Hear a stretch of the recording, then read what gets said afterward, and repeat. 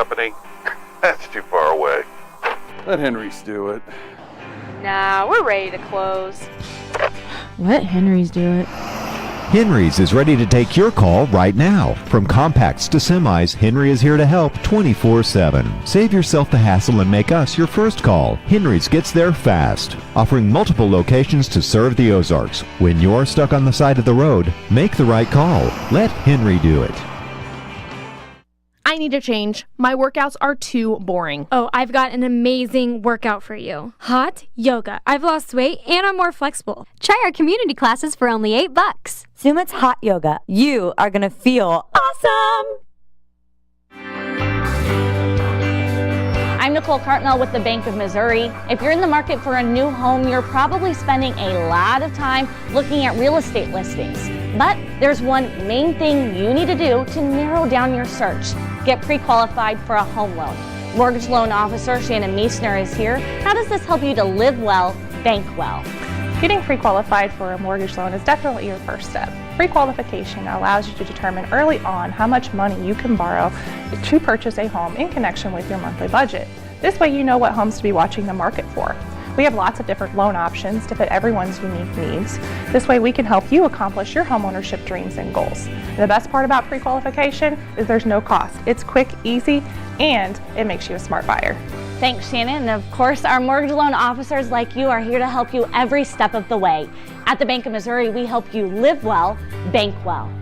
The Bank of Missouri is an equal housing lender. I'm William Beadle from Tolbert Beadle. It only takes 1 second for a person to be involved in an accident. And when the worst occurs, there's only one person that matters, you. At Tolbert Beadle, we want to be the one you call for help. We're the one to get you the compensation you deserve from the insurance companies. Call us today and find out if you have a case. The consultation is always free.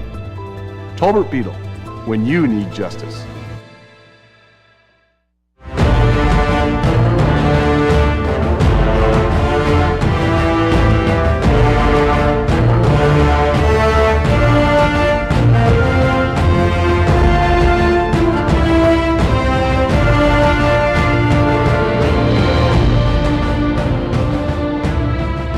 Afternoon and welcome to Ozark Mountain Sports Complex in Ozark, Missouri, home of the Grip and Rip Baseball League since its inception in 2016. This league now in its 9th season, baseball's ultimate second chance. You see players from all walks of life and from all levels of baseball converging at this epicenter for one more chance, one more swing, one more time up on that pitcher's mound, one more shot at glory. That is what the Grip and Rip Baseball League is all about. We've got a good one on tap for you this afternoon between the Ozark Mountain Ducks and the Nixa Suckers. Hello once again, everybody. I'm Rance Berger. It is the final day of the 2024 regular season, and this is a GRBL South Division tilt. The Nixa Suckers come into this thing 5 wins against a single defeat. They cannot lose first place in the GRBL South Division standings, and they will be the number 1 overall seed in the GRBL playoffs. So for the Suckers today, they're playing this game trying to win. They will have a bye next week, and then they will have the GRBL playoff semifinals coming up on October 13th. For the Ozark Mountain Ducks, the situation is far more complicated. They are 2-4 and could end up in any number of playoff positions other than first, second, or third. So for the Ozark Mountain Ducks, they're playing to grab some much-needed momentum headed into the postseason, and they could also gain themselves home field advantage in the playoffs if they can pull off a win today and if things go their way when the Republic Locos meet the Springfield Metropolitans later this afternoon. So for the Ozark Mountain Ducks, they are the visitors on the scoreboard. They will lead off with their second baseman, Brett Gallion. Batting second will be the shortstop, Logan Rycraft. Batting third is the left fielder from Springfield, Missouri, Thomas Brand. Batting fourth from Rolla, Missouri, by way of Ocala, Florida, David Edwards. Batting fifth is the extra hitter, the Grip and Rip League's all-time leader in runs batted in, Tyler Jones. Batting sixth is the center fielder, the rookie from Las Vegas, Nevada, who now calls Republic, Missouri home, Colton Simons. And I understand he's got quite a few guests in from Nevada watching him play live and in person today. Batting 7th is the pitcher from St. Charles, Missouri, Kyle Carpenter. Batting 8th is the third baseman from Fordland, Missouri, King Owens. Batting 9th, the catcher out of South Bend, Indiana, Hunter Knapp. And batting 10th, the right fielder from Princeville, Illinois, Ernie Perkins. Nixa Suckers 5-1, number 1 seeded team in the GRBL playoffs, set to begin next Sunday. They'll lead off with their shortstop from Florida, Puerto Rico, Dabisai Pizarro. Batting 2nd is the center fielder, flyboy Jared Brashler. Batting 3rd, 15 hits coming into this game. He needs one more to tie the GRBL single season record. That's Courtney Spitz. Batting 4th is the second baseman Jordan Fitzpatrick. Batting 5th from Kansas City, Missouri, the third baseman Ben Wade. Batting 6th is the extra hitter Alan Butterfield. Batting in the 7th position is the first baseman from Sleeper, Missouri, Seth Burns. Batting 8th is the right fielder from Farmington, Missouri, rookie Brandon Winder. And batting 9th from Griffith, Indiana, originally, now called Springfield, Missouri home. That is number 12, Jamar Averyhart. Starting pitcher today for the Nixa Suckers, the big right-hander from Springfield, Missouri, who went to Missouri State and then played professionally with the Windy City Thunderbolts in the Frontier League. That is Logan Wiley. We'll tell you more about Logan Wiley on the other side of this break as the teams get ready for the national anthem. We'll step aside, come back, and bring you first pitch right after this. Acme Towing Company. That's too far away. Let Henry's do it. Nah, we're ready to close. Let Henry's do it.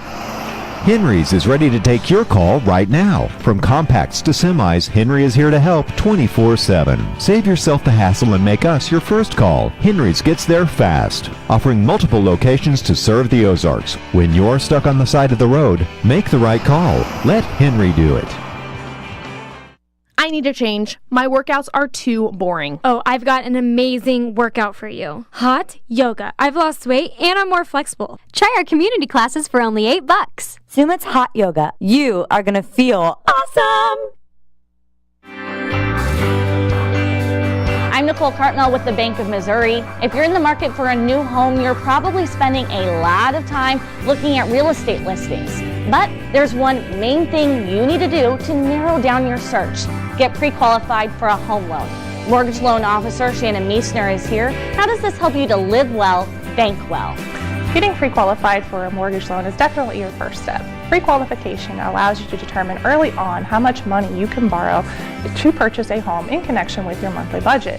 This way you know what homes to be watching the market for. We have lots of different loan options to fit everyone's unique needs. This way we can help you accomplish your homeownership dreams and goals. And the best part about pre-qualification is there's no cost. It's quick, easy, and it makes you a smart buyer. Thanks, Shannon. And of course, our mortgage loan officers like you are here to help you every step of the way. At the Bank of Missouri, we help you live well, bank well. The Bank of Missouri is an equal housing lender. I'm William Beadle from Tolbert Beadle. It only takes 1 second for a person to be involved in an accident. And when the worst occurs, there's only one person that matters, you. At Tolbert Beadle, we want to be the one you call for help. We're the one to get you the compensation you deserve from the insurance companies. Call us today and find out if you have a case. The consultation is always free. Tolbert Beadle, when you need justice.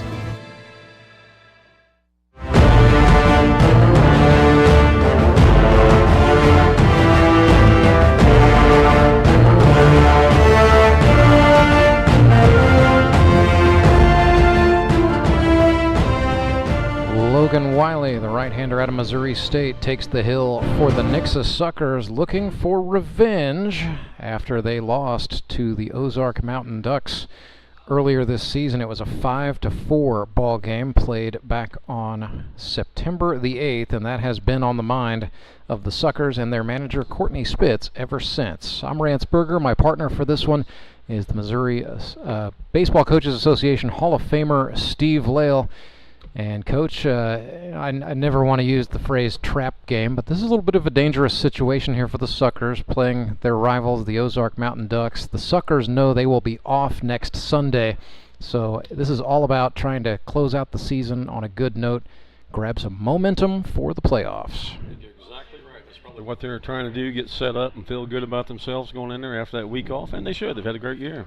Ozark Mountain Ducks also playing for a little bit of positioning and perhaps some momentum. They can help their cause if they can pull off the win today. As it projects, with Moon City getting a 10-1 victory over the Branson Showmen today, the Mavericks need the Suckers to win this game if they hope to have home field advantage in next week's eliminators, because Ozark does have head-to-head criteria for the tiebreaker against Moon City. So an Ozark win would leapfrog the Mountain Ducks at least over the Mavericks, and then we all have to wait and see what happens tonight when the Locos and Metropolitans play. Not quite as complicated as MLB with Atlanta, the Mets, and who else is in that next? This is a day, Diamondbacks. a day on the schedule that is always complicated.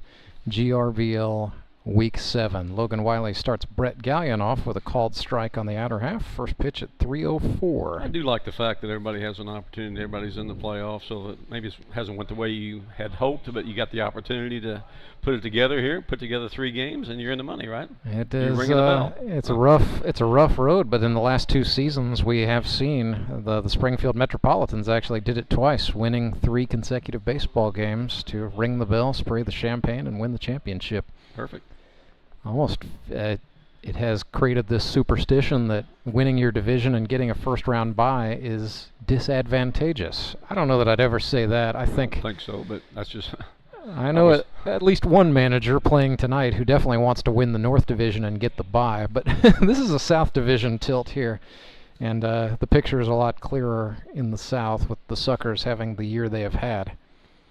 0-2 pitch to Gallion. Swung on. It's going to be tough, but it's the second baseman, Fitzpatrick. Chased it down, didn't he? Back after a little bit of a layoff, and ran it down, made a nice play. Got a nice jump on that ball. Logan Rycraft, the batter for the Mountain Ducks. Umpires for this one, Tyler McNeely behind the plate and Edward Browning on the bases. Second game of the day for McNeely, who was behind the plate for the first one, so they are putting that young man through the paces today. He actually had first base on that game. Oh, that's right. It was. Yeah, that's right. They had Jack Haydank was behind the plate. We're going to we will see Jack. Well, that makes a little more sense, to be honest, as Logan Rycraft gets a base hit out there into center field. Yeah, he's back for the third game back behind the plate, I think. Currently taking a nap in the umpire. I would if I were him. But yeah, I like McNeely and Haydank both. I've seen them work at the high school level, and these are both guys who are want to be good at this, and guys who I know the Mid-America Umpires Union has good hopes for. Thomas Brand steps in for the Mountain Ducks, rookie out of Springfield who went to State Fair Community College. 7 for 23 with 5 runs batted in as a youngster.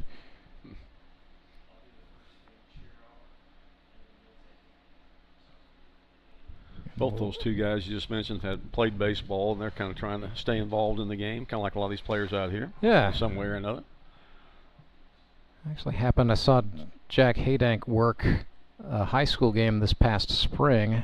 I was doing public address announcing. It was a one-off. Probably won't ever be invited back, to be honest, but it was a one-off game at Greenwood, and Jack Haydank was behind the plate. The guy he was crewing with is an experienced umpire named Jason Justice, whom I've known for about a decade. And so he told me a little bit about Jack and said, this is one of those days where I'm out here to just kind of see what the young man's got and give him some encouragement. And they called a great game that day. Good. That's the first time I've met him before the game. So he played a little bit at SBU. Mm-hmm.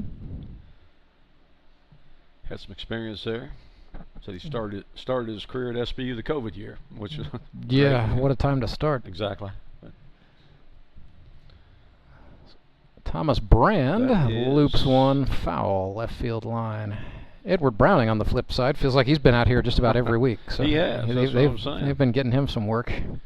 Second time we've seen McNeely, I believe, here in 2024. He called earlier in the year at Metter. Ball's down the line. Who made the nice catch down the left field line over there near the that was in the first game. It was Ryan Cram. That was a nice play. That was great.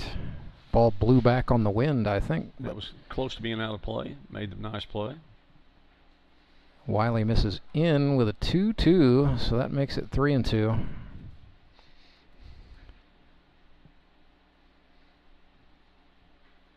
Here comes the payoff. Up and out of play. Yes, indeed. So we'll take a moment to talk about Logan Wiley. Started the season rather, 17 innings without a run, 18 innings without an earned run. Gave up an RBI triple at the hands of the Ozark Mountain Ducks. Clay Odell hit an RBI triple that broke the streak. Odell not in the lineup today for Ozark, and a planned absence. He's at the NASCAR race at Kansas Motor Speedway as Thomas Brand draws the walk. So 25 innings on the season for Wiley, just 6 earned runs, so a 2.16 ERA, 26 hits, 25 strikeouts, 3 walks, and he's hit 3 batters. But the Mountain Ducks with something brewing here in the top of the first. 2 men on, just 1 out, and David Edwards is the batter. He's been their 5-inning guy, hasn't he? When he is in the lineup, yeah, the expectation is that Wiley's going to go 5. And when David Edwards is in the lineup, the expectation is that he hits. Instead, he lines into the double play. Pizarro to Fitzpatrick. 6-4. They double him off. Big break there for the Nixa Suckers. We are scoreless. Come back and bring you the bottom of the first right after this. When Gary and Sandra Henry started Henry's Towing nearly 5 decades ago, customers knew that Henry would be the guy coming to help. People would call and ask to let Henry do it. And as Springfield has grown, our family has grown as well, so there's always someone around to come help you out. Everyone at Henry's is a member of the family, fully trained and as dependable as the original. With a family this size, help is always right around the corner. So if you find yourself in need of roadside assistance, remember to call the name you've grown to know and trust. Remember to let Henry do it! Do you ever wake up and feel like you're already out of energy? I haven't felt that way since I started doing yoga. You do yoga? Every morning. Best change I've ever made. Try our community classes for only $8. Sumit's hot yoga. You are going to feel awesome!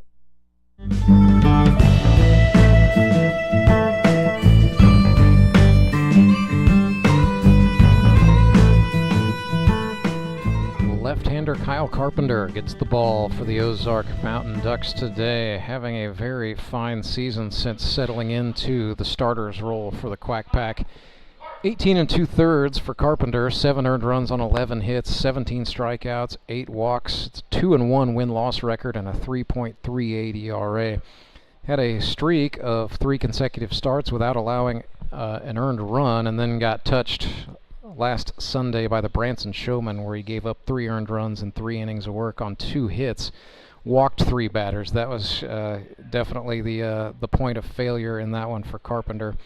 So the book on him is definitely fills up the strike zone on the off days where he does not, and where more than 2 walks are part of the mix. That's when things go off the rails for him. But not sure if this is a 3-inning start planned here or a 5-inning start, Steve, or what's in the script, but I'm just excited to see what Kyle Carpenter has become as a starter for the Mountain Ducks. It's been a good year. He recruited his catcher, didn't he? Isn't that his... He recruited Hunter Knapp. Yes, he did.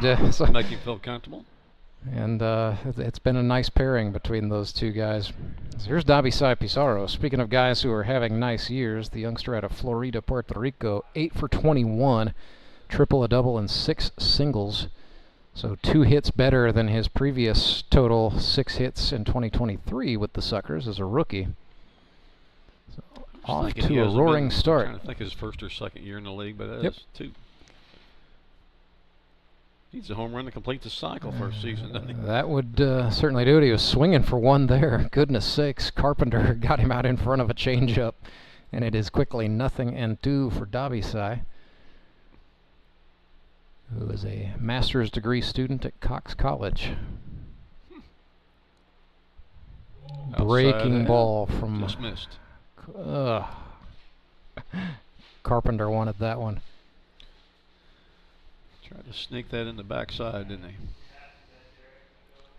he? 1-2 pitch. Just tried the same thing. Exactly. Missed wider that time. Gotta believe this one's coming in, right? 2-2. Come after him now, maybe.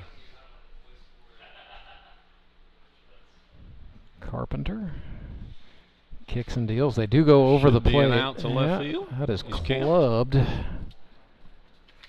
But it's handled by the left fielder, Thomas Brand, for the first out. Got another excellent day. We've lucked out on the weather so far this season, which is a great. Chamber of Commerce day, as you like to say, Steve. Yeah, exactly. But, we're right now at 80 degrees. And actually, no, I need to refresh the old thermometer here. One moment. We could be at our high of 82 by now. Really? Nice breeze, though. Look at that blowing out to right. It is. It's out of the north. Yeah, we're right at 80. Feels like 81. Northeasterly breeze at 10 miles per hour. Of course, Jared Brashler, being an airline pilot, knows all about watching the windsock. Just wanting to get that one up, prevailing winds. Yeah, it looked like he was trying to take that one to right. Just missed it. Well, you see that they got this big Missouri flag out there in right center. It's blowing in. And yeah, that's got to be a tempting sight to see that blowing out. So Brashler, 5 hits through the Suckers' first 6 games. He's batted in 3. Had a triple last time out as Carpenter gets a called strike on the outer half. Don't go in the archives yet, but does he have 50 hits yet? Yes, he does. I was going to say he's got it. I mean, he's been in the league and it's pretty consistent. That's and kind of an excuse me swing. Rycraft, no. I would give him a base hit. And they do. Not a lot of wasted time there. Official scorer is Zach Still today. And he agreed with you. Give him that infield single. He's played a pretty good shortstop this season, what I've seen. Yeah, Rycraft, I think, is in the conversation for a couple of awards. Could talk about him as the Rookie of the Year. You could also talk about him for the Infield Gold Glove Award. He has made some spectacular plays. I would at least enter him into the debate for both of those. I would think. Here's Courtney Spitz. Speaking of having good years, yes, this guy right here, 15 for 28 with 10 RBIs, a .536 average, 51 career hits, so the old 50 hit club got scratched off, but he's still got some more things to chase. 0-1, that's outside. Most notably, of course, a trip to the finals, which he has not experienced ever in his Grip and Rip Baseball League career. And then number 2, the single season record for base hits is 16, shared by 5 different players.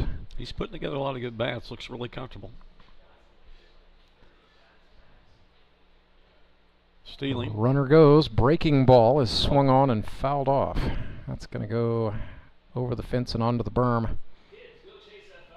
So yeah, they are on it. I like the takeoff there from Brashler. Kind of took a couple of pitches there to watch Carpenter's timing. Spitz goes back into the left-handed batter's box. Throw over now as a token gift over there since the guy tried to steal. He's going to go quick.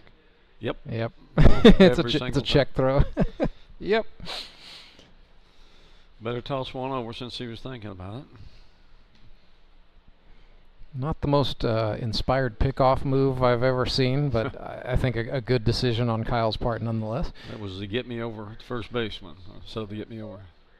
1-2 to Courtney Spitz. Carpenter from the belt. He gone. Yep, slide step. He struck him out. Throw to second. Oh, it didn't stay in the mitt for Logan Rycraft. Gallion scrambled, and Brashler was not interested in trying to advance anywhere beyond there. Put that one on the money. Had a nice jump. It was a big strikeout there for Kyle Carpenter, putting the second out on the board. And here is Jordan Fitzpatrick, who has played in exactly 1 GRBL game in his career. He was 3 for 4 with 4 RBIs and a double. So Jordan Fitzpatrick out of Logan Rogersville, 2 years at Missouri State, 3 at Missouri Southern. COVID-19 pandemic interruption there. And then he played in the Independent Professional Pioneer League for the Grand Junction Rockies. You got him. No, it's going to be caught. That's going to be... Oh, and it's out of the mid of the right fielder, Ernie Perkins. Suckers are going to score a run. E9, so no hit for Fitzpatrick, but they'll take the 1-0 advantage, I'm sure. Hit it well, right at him. Well, Perkins, I think, realized that the ball was carrying farther than he thought it was when he set his feet there, and then by that time, too late. I think you're right. So 1-0 Suckers. Runner on first, 2 out, and the batter is Ben Wade. Leads the league in stolen bases if he can get on, but he is 6 for 22. Flares this one. Somebody better cover and first. yeah, that is in a trouble spot. Throw to first, not in time. Ben Wade with an infield single. Killing him softly, am I right? 7 hits in 7 games for Ben Wade, who had 15 as a rookie for the Suckers a season ago. Just an on-base machine. Who sang that? Donna something. Killing me softly. Donna. What was her name? It got covered a few times. What was her name? Let's get the research team on it, Steve. I'll tell you in a second. Donna, dang. Donna. Inside. That about hit him.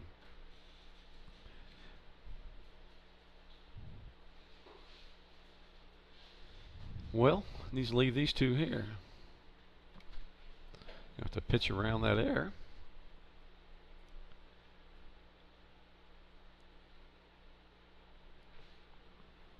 Little inside again. 2-0. So originally 1972, Lori Lieberman. Huh. And then there was Donna Summers. You're thinking of Donna Well, yeah, it got covered several times. Okay. Roberta Flack. Oh, Roberta Flack was the other one I was thinking. Trying to look back. Hit him. No, how did he miss him? Did hit him. Alan Butterfield got out of the way. Ball goes to the Did not hit backstop, him. so the runners move up. Oh.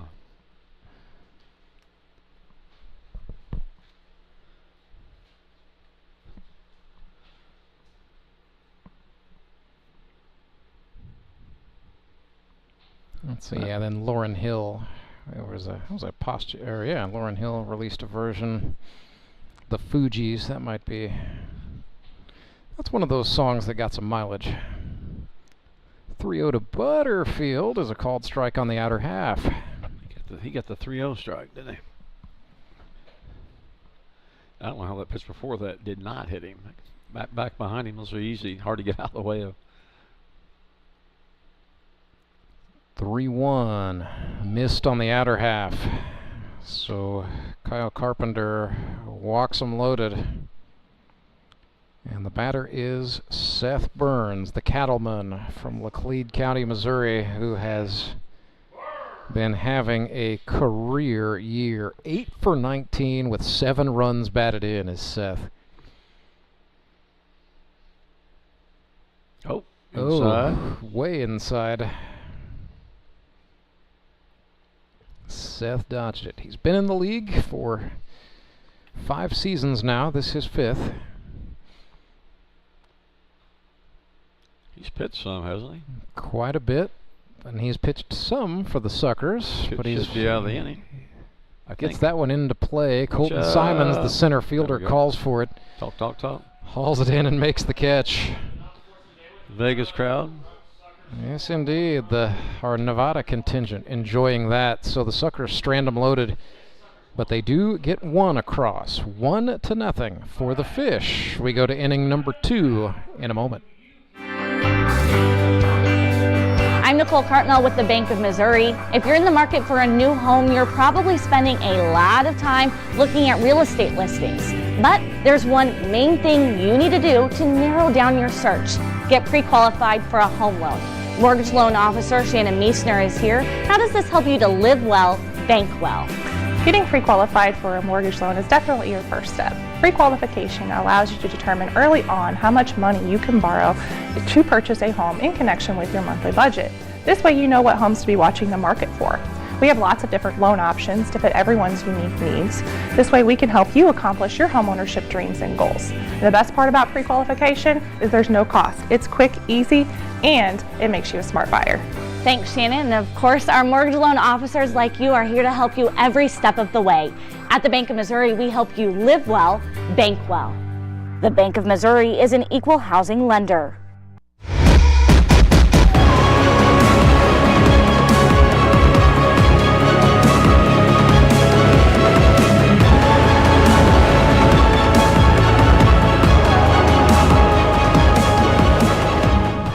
Logan Wiley back to the mound for the Nixa Suckers, who now lead 1-0 over their rivals, the Ozark Mountain Ducks. It'll be Tyler Jones, Colton Simons, and Kyle Carpenter this inning for the Quack Pack. Coming up tonight at 6 on Baseball Night in the Ozarks, the Republic Locos take on the Springfield Metropolitans. It'll be Cole Hazelhorst going up against Tyler Collison, a couple of righties getting the starts on the pitcher's mound tonight. In that one, which will likely decide the GRBL North Division champion and the holder of a first-round bye. Yep, Wiley starts Jones off outside. Ran him back in, but up. Jones 6 for 20 here in 2024. 55 base hits and counting in his career. Sawed him off there as he grounded one. Thought it was coming back, a little spin maybe. Way back that one had to. You had to have a string on it now. He probably has some Hall of Fame consideration, doesn't he? He's gotten votes, but he's not gotten elected yet. So we'll got to work on that here. That's my big project for coming up this coming week. Yeah, gonna try to get the votes in, and of course we will, if anyone is elected, we'll be letting people know about that on Championship Sunday. It's hard to believe this is the final day of the regular season. Got him. Down on strikes goes Tyler Jones at the hands of Logan Wiley. Pretty good pitch on the outside half. So Wiley's just going to settle in here. I think that is the plan anyway. 26 strikeouts for him this season. Had 20 as a rookie with the Suckers a season ago. He's approaching the half-century mark. Of course, in the GRBL, we celebrate 50 hits and then 100 strikeouts is the just missed down the corner. The number we recognize. So Wiley has got couple more years before I think that's in consideration, but he's on his way. Colton Simons one hops it to the shortstop. Pizarro puts one on the button for Seth Burns. Yep, put it right on the button. It's 2 up, 2 down. Mountain Ducks now send up the lefty, Kyle Carpenter. Said his approach to hitting is stick the bat out there, put the bat to the ball, and see what happens.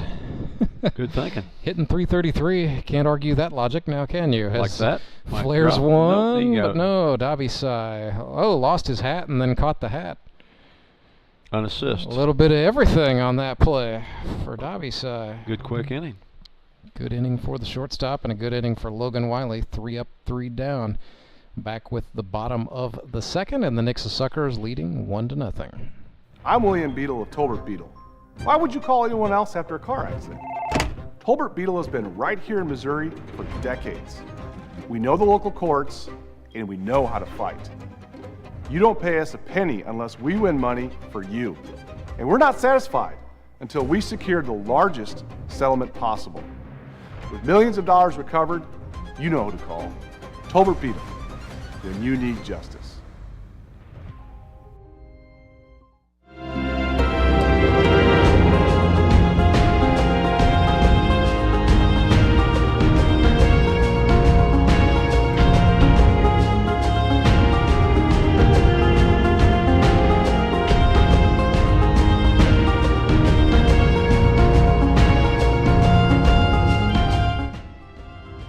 Kyle Carpenter back at it for the Mountain Ducks, trailing 1-0 as we get ready to start the bottom of the second innings. So yes, earlier today, 10-1, the final score. The Moon City Mavericks defeated the Branson Showmen in a game in which 2 players on the Showmen played all 9 positions in a single game. So Jacob Carlson and Ben Hammett become the second and third players in the history of this league to play all 9 in one game, following the example that Scott Weiss set back in 2019. But for the Mavericks, that was a big win. I mean, they've now won 3 consecutive games, winning their only meeting with the South Division's Showmen this season. So the Mavs knew they were going into the Eliminators next week, but might as well grab the hot streak, right? Hit the ball well. That's pretty good pitching today. That's the best we've seen Moon City look all season long, I would argue. Solid. A lot of solid at-bats. So the batter here for the Nixa Suckers is Brandon Winder, the right fielder. They are batting 7, 8, and 9 this inning, and they are using a 9-man order. That's become their manager Courtney Spitz's move as of late. You have the option here in the GRBL. You can use an extra hitter, but you don't have to. Spitz has opted not, instead just using a DH. It's got to be foul, I think. It is. It took about a half a second, but Tyler McNeil, he got the hands up to signal a foul ball. Good deal, got it right. He was on it. I don't think the Mountain Ducks could take another, psychologically speaking, could take another close call down the left field line. I was hearing about last week left field line calls, Monday through Friday this week. Better hurry. Yeah, that is into the tricky triangle in center, and Colton Simons, my gosh. And the Mountain Ducks fans going nuts for the rookie. Colton Simons. Sliding grab. Nice. We're just talking about the center field play this year. It's been very good, yeah. Stellar and play. How about Colton Simons saying, hey, Nice. did you guys forget about me in that little chat you were having? There you go. Jamar Averyhart, the batter, swung over the top of a Carpenter slider. I was asked if his family got season tickets for the Athletics down the road. I don't know. I'm not sure. Have to wait a year. It's our second. We had Bert Campaneris with Scott. Yeah. Second A's reference. That must be something in the air about the A's. They just don't want to go away. Well, when Bert Campaneris played all 9, his team lost the game too. So Jacob Carlson and Ben Hammett and Bert Campaneris forever linked, right? Yeah, he told him they've got a secret handshake he wouldn't give up after the game. I think Scott Weiss is just happy that somebody else will be showing up to the I Played All 9 club meetings. They meet every Thursday now. Well, hey, like I said, they need some company. 2-2 to Jamar Averyhart, who's batting .333 but has a .636 on base percentage. He puts it in play. There's a good chance. Well, unfortunately, he did not. Did not that time, as Carpenter got him on a change. Can't steal first base, can you? Filthy bit of pitching there. Back to the top of the order go the fish. It is Dabisai Pizarro.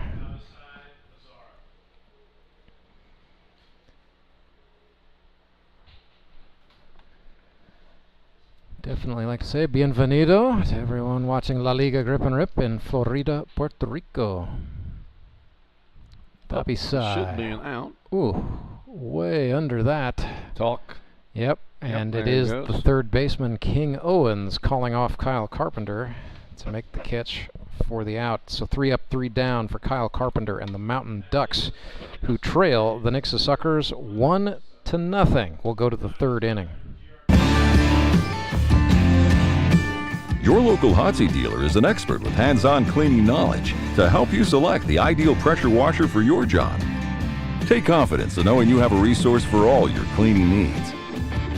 Service can be scheduled in-house or on location by a factory-trained technician using genuine hot seat parts. Be sure to ask about scheduled maintenance plans, as well as a variety of accessories to clean more efficiently. And don't forget the soap. We have detergents for every cleaning need and have a bulk delivery program. Customized wash bays and mobile cleaning systems are also available. Build a partnership where you're a name, not a number. Contact your local hot seat dealer to see why nothing cleans like a hot seat.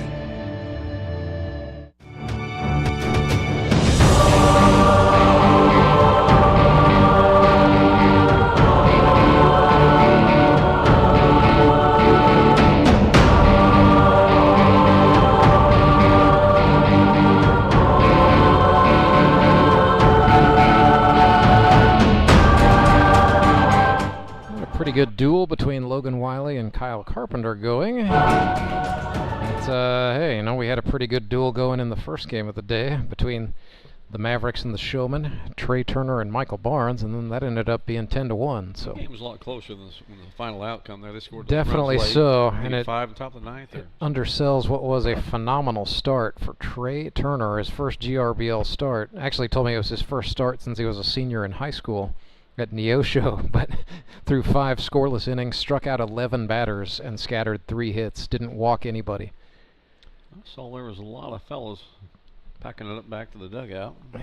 Yeah, that was kind of the order of the day for the Mavericks through the first 5, and then they got their 10 runs off of the Showman bullpen, Carlson Hammett included, as they completed playing all 9 defensive positions. So here is King Owens facing Logan Wiley. King 2 for 8 for the season. Both of his hits have been doubles, so when he hits, he hits. This is us almost. That is right back. Oh, it caught the bottom of a bleacher, and yeah, this is the thirsty third, so 2 guys are scrambling for free beer. This is gonna be good. Oh yeah, one guy gave up. So, gentleman in a Kansas City Royals cap. Oh no, wait, late entry. Oh nope, he found it. There it is. Base hit. A brewski for him and a base hit for King Owens. Some might say that was controversial, Steve, but I think we stayed with the most important action in the ballpark. Well, I saw the ball going out in the left field. I'm going to call the base hit, and I was watching the Royals there. Yeah. Got to take somebody, tell that guy, go to the concession stand. You got to go get the beer. The guy's catching some heat from somebody for not going after it. Oh. Swinging a drive off the bat of the catcher, Hunter Knapp. Jared Brashler. Speaking of fine plays in center field, he's got another one. He always plays a good, consistent outfield. Always has. That's how to answer the question as to how some of these guys have been able to stay with this league. Brashler in his 9th season. It's because he is just that reliable out there. He ran one down in the gap. Was a really good play last week. Yes, he did. Dare I say Gold Glove caliber. Definitely. Ernie Perkins, they're kind of playing him to go the other way a little bit here. Center field and right field are shaded. 0-1. Make it 1-1 to the rookie from Princeville, Illinois. Small town outside of Peoria.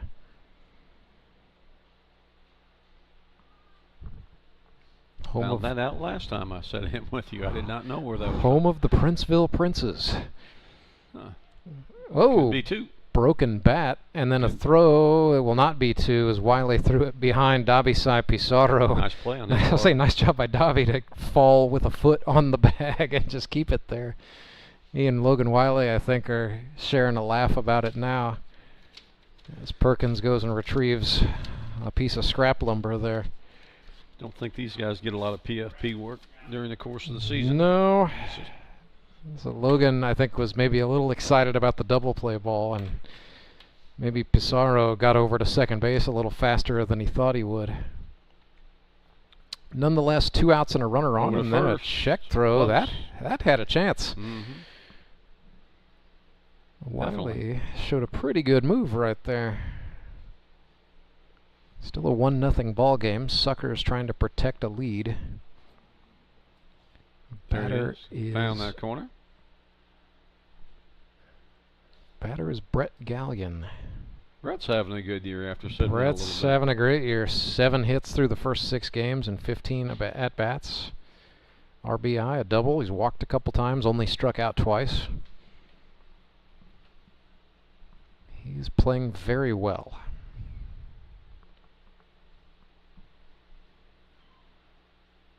Runner goes, a sweeper outside, and they got him nice caught throw. stealing. Courtney Spitz On the money. has got a gun. They catch the runner, and that's all she wrote for the top of the third. 1-0. Nixa Suckers out in front of the Ozark Mountain Ducks. I'm William Beadle from Tolbert Beadle. It only takes 1 second for a person to be involved in an accident. And when the worst occurs, there's only one person that matters: you. At Tolbert Beadle, we want to be the one you call for help. We're the one to get you the compensation you deserve from the insurance companies. Call us today and find out if you have a case. The consultation is always free. Tolbert Beetle, when you need justice. When Gary and Sandra Henry started Henry's Towing nearly 5 decades ago, customers knew that Henry would be the guy coming to help. People would call and ask to let Henry do it. And as Springfield has grown, our family has grown as well, so there's always someone around to come help you out. Everyone at Henry's is a member of the family, fully trained and as dependable as the original. With a family this size, help is always right around the corner. So if you find yourself in need of roadside assistance, remember to call the name you've grown to know and trust. Remember to let Henry do it!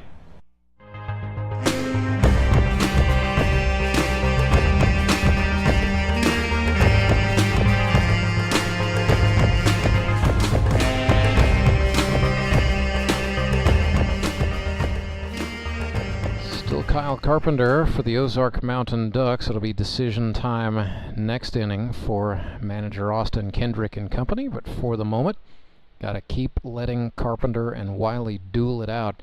1-0 Suckers, 2 hits apiece for these two teams. An error making all the difference in this ball game right now, committed by the Ducks in the first inning. So Carpenter will face 2, 3, and 4 in the Nixa order. That's Brashler, Spitz, and Fitzpatrick. Jared Brashler 1 for 1 today with an infield single. Suckers center fielder made a nice catch in the top of this inning. Waited back on the breaking ball. Nice job by Brashler to see that one. In the hole there, didn't he? Nice and bad. Jumped on the first pitch. Line drive to left. Brashler is 2 for 2. Courtney Spitz is the batter, and that's who we've got to keep an eye on today. Brashler was wanting to run last time. He's always pretty aggressive. Spitz 0 for 1 today, struck out his first time up, needing one more hit to tie the league's single season record. Instead, Carpenter ran him in. They are awarding Spitz first base, and that's the angriest hit by pitch you're going to see. He said, "No, that did not hit me." Tyler McNeely, the plate umpire, begged to differ, and so Spitz is on for Jordan Fitzpatrick, the batter. Goodness sakes.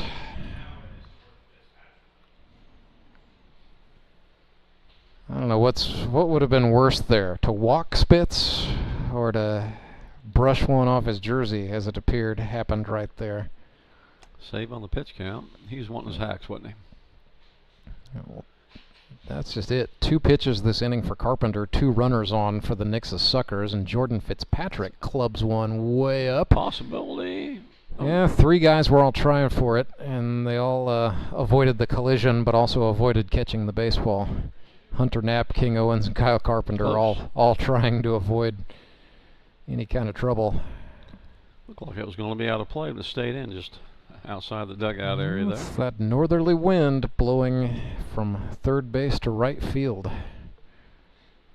Well, he lined out to right, or was the air to right? Which was? Yes, Fitzpatrick lined into the error, resulting in a run. Yes, yeah, and hit well. He's hit well in a very small sample of plate appearances in his career. He's now 3 for 5, so average dropped to 600 as Carpenter runs him in.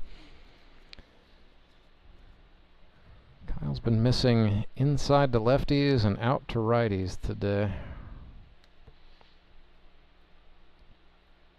1-1 for Jordan.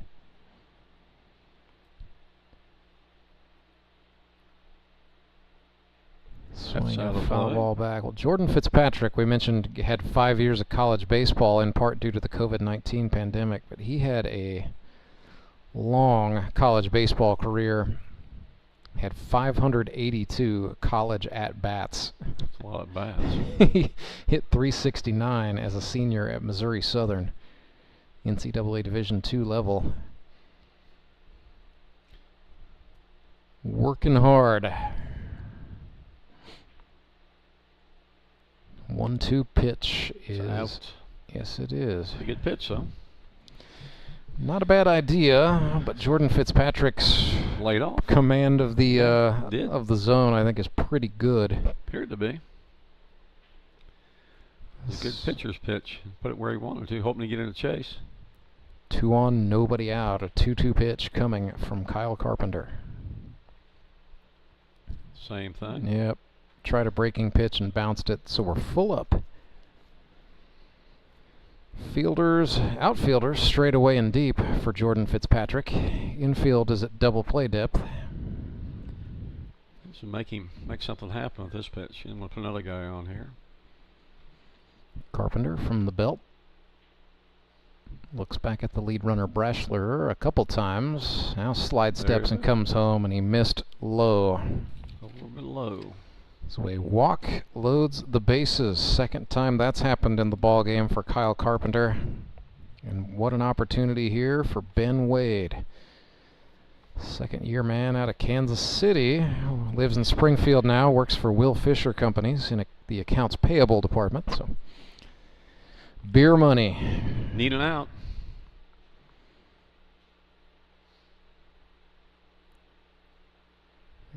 This is grounded left side. Logan Rycraft, the shortstop, his play was at first base, and he made it throw to David Edwards in time, but it does plate Jared Brashler. Nice play. It is 2-0 for the Nixa Suckers. Charged it and got rid of it with something on it. Well, and I think Rycraft knew he was not going to be able to make a throw to home plate in time to get the force there, so took the out. And the Mountain Ducks need outs. That was just the first out. Bringing them in a little bit here, about halfway this time. Yep, first base is unoccupied. Alan Butterfield is the batter. Knocked it down.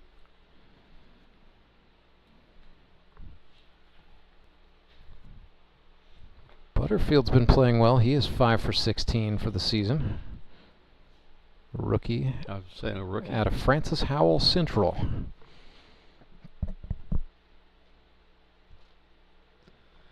No, the coach at Francis Howell. There's a lot of Francis Howells. Yeah, well, there's a North, a Central, and then just a good old Francis Howell in there as well.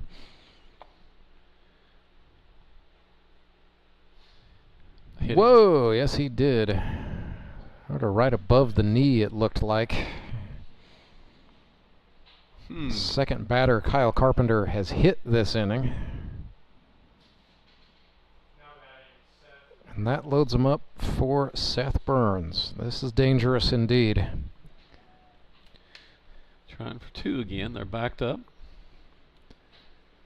Well, 2 would get him out of this jam. As Burns swung on and missed there. Yeah, 2-seamer on the outside of the plate to the right-handed Seth Burns. Seth now 8 for 20, so hitting 400. But same pitch, same result, strike 2. Would you go for it 3 times in a row? I think with the control he's had the first couple, I think I'd go after him while I've got something working. Yeah. That's what he got into the last a couple batters ago, where he tried to be a little fine.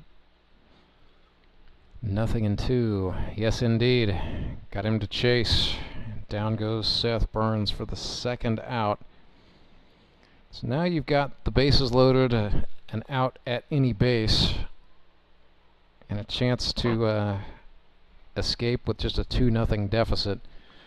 Which I would think the Ducks would be very happy with. I was going to say, that's about as good as it can get if you're Ozark right now. First pitch to Brandon Winder is inside and down. Just a little bit. Winder out of Farmington, Missouri. Went to Mineral Area. 6 for 24 coming into the day. That might be a strike, and it was. That's a pitch he hasn't been able to locate. Finally caught that corner on that one.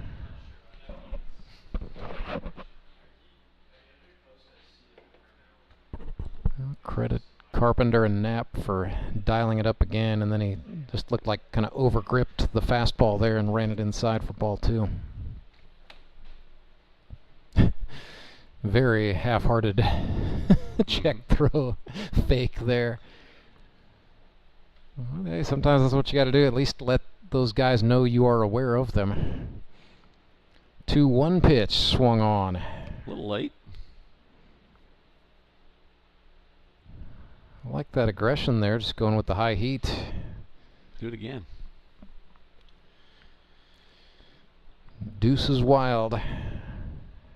These guys, Carpenter and Winder, know each other. They both work for Cintas in Springfield. That was the fastball up the middle. It goes and through. Suckers are going to score one and go for two. Play third, maybe. Late. No, nothing doing there. Butterfield runs too well. It is 2 more runs across for Nixa. It's a 2 RBI base hit for Brandon Winder, and it is 4-0 Suckers. That's a big delivery there by Winder, and just a deflator for the Mountain Ducks. To be 1 pitch away from getting out of this, and instead looking up at the board and seeing 4-0. Needs to regroup and get this batter because they could get 2 more, and that looks like it might be a little bit too big of an obstacle. But we've seen stuff happen. We've seen a 9-run lead evaporate. Nothing's impossible out here. Alabama, Georgia last night. That was a wild one. Didn't see it. I went to bed. Did you? To tell one on myself there. Watched a little of that one. 0-2 to Jamar Averyhart. Swinging that's going to go foul, but that is way up there. Oh, man. Got it. Definite mom move, protecting a couple of toddlers there from that foul ball. Guy made a nice play on that one, on the 1-hop.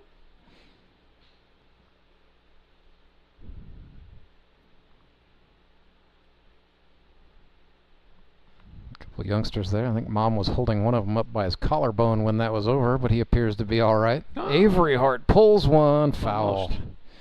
Good to see Jamar back out here. He has missed a couple of games due to injury. Way back in August, ran into the fence out at Metter Park down in the corner in left field.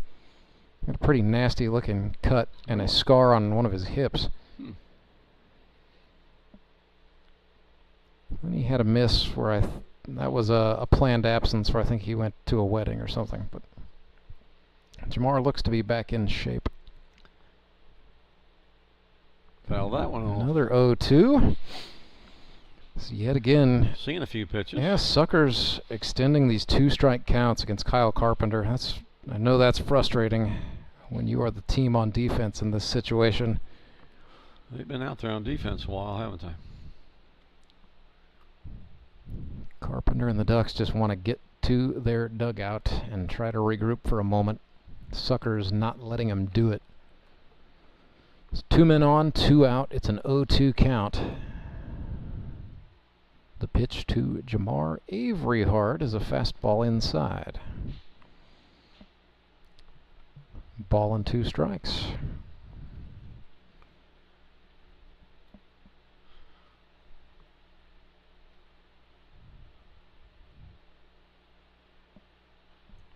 Another foul. Geez, almost took the head off of Mason Davis, who's down there coaching third. He's a relief pitcher. We're going to see him later in the game. He full on went on to the deck. Didn't he? Yes, he did. How's an athletic dodge? He went down quick. Good reflexes. Can't argue that. 1 ball, 2 strikes. That's yet again, and then Carpenter bent one into the zone. Averyhart a little frustrated, but he took a quality at bat for sure there. So the Suckers score 3 runs that inning and now lead they lead 4-0. 3 runs in the inning, 4 runs in the ball game, a 4-0 advantage. We head to the 4th. Back after this. I'm Nicole Cartmel with the Bank of Missouri. Whether you're looking to pay bills or make a big purchase, sometimes you need cash quickly to take that next step. A consumer loan might be a perfect option to help you live well, bank well. Sarnia McClendon, one of our branch managers, is here to explain. Thank you, Nicole. We provide personal consumer loans for almost any purpose, from building your credit to financing that new car. We offer competitive rates, and decisions are made locally so we can get you the money that you need quickly. But what makes our consumer loans unique is that personal touch. For example, I recently worked with a customer to secure a loan for a horse trailer. He could have went elsewhere, but he chose to work with his bank because of that personal relationship that we've built with him.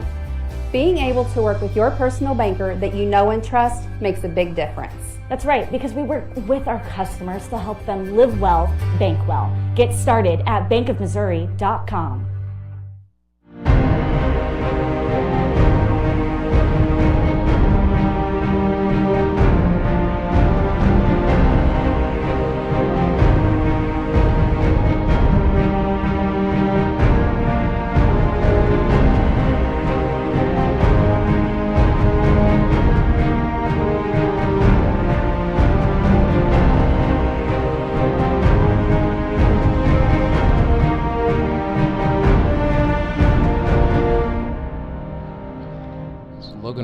Back to work for the Fish as we get ready to start the top of the fourth. That means, as expected, Steve Lale. Wiley is the 3+ innings pitcher for the Nixa Suckers today. He can go a maximum of 5.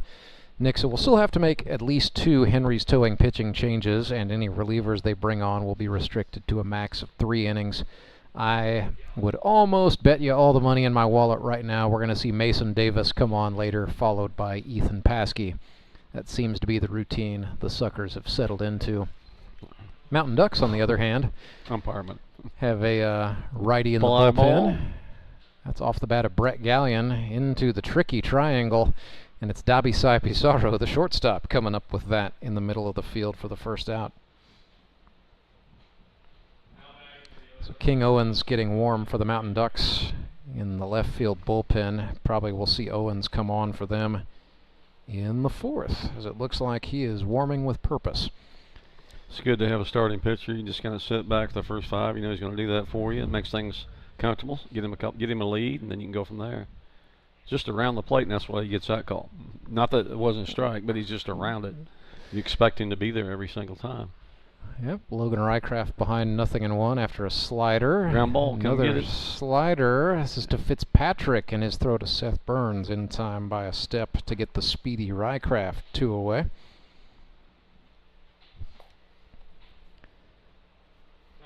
So Logan Wiley's given up 1 hit, or check that, 2 hits and 1 walk in this game. Pretty efficient. Hasn't thrown a whole lot of pitches, has he? No, not a lot of Ks today, but you know, it's not always what you need. A few ground balls. It's more democratic, right? That works.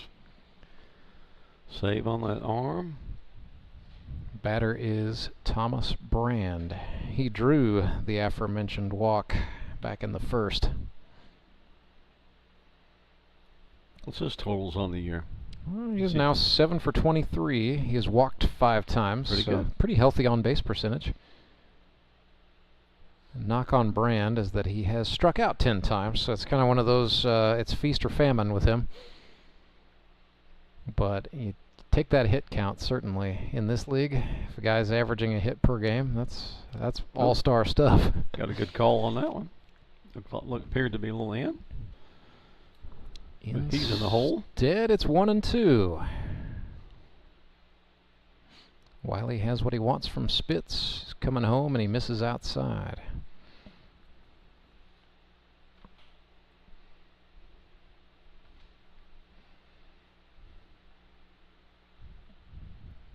Brand back in, crowding in on a 2-2. Wiley struck him out. Well, he must have heard I said, oh, only 1 strikeout, because there was his second right there. Got him another one. 3 up and 3 down for Logan Wiley and the Nixa Suckers. They lead 4-0. We'll be back with the bottom of the fourth right after this.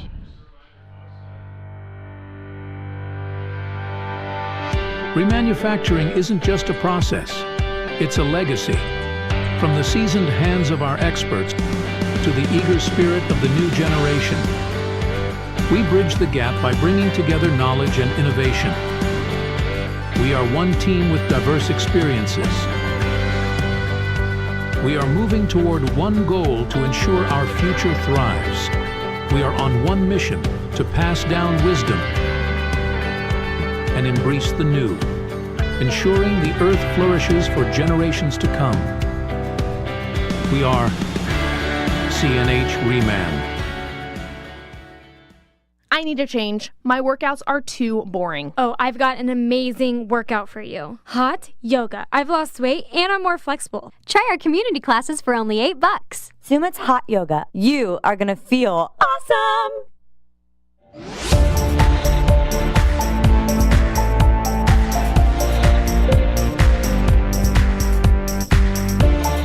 Well, not quite time for our relief pitcher, as the Ozark Mountain Ducks are sending Kyle Carpenter back out to pitch here in the 4th, so he will get the 3+ designation for the Quack Pack. I guess with the idea that perhaps King Owens is on standby if something goes south here in the 4th. But for the moment, Austin Kendrick, Mountain Ducks manager, is going to stay with Kyle Carpenter.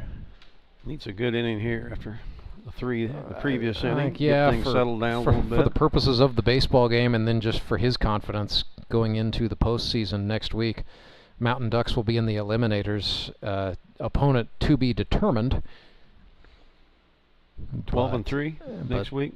Yes, 12-3. The 12 game will be the number 3 Branson Showman against number 6 Over but TBD. And then the 3 o'clock game will be 4 versus 5, with the 4 seed, of course, being the home team. Nixa Suckers will have a bye for sure, and then someone's going to win the North Division this evening, and they will get a bye as well. Dobby Cy Pizarro clubs one at the shortstop. Logan Rycraft didn't come up with the baseball in time. E6 goes on the board. Bobbled that one, then couldn't get it on the second attempt. But showed some good judgment, didn't pick it up and throw it down the right field line. The worst thing he could have done is throw it into right field or throw it into the Nixa dugout. So instead it'll just go down as E6. Pizarro is the runner at first. He'll be a threat to steal. These Suckers love to run aggressively. Jared Brashler's been doing that today. He's 2 for 2. Couple hits. That's got to be a strike, and it is.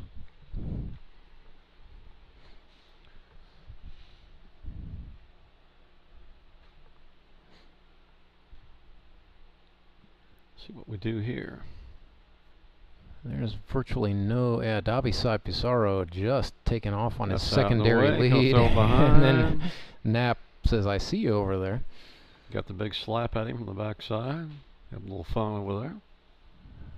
David Edwards, an intimidating sight. Actually, pretty nice guy once you get to know him. Probably not being very nice to Dobby Cy right now.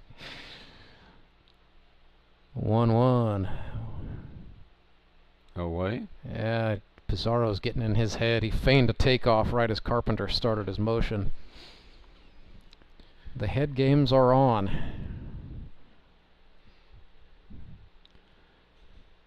Need a ground ball here. Mountain Ducks would love to turn 2. Inside? Brashler danced out of the way. It is 3-1.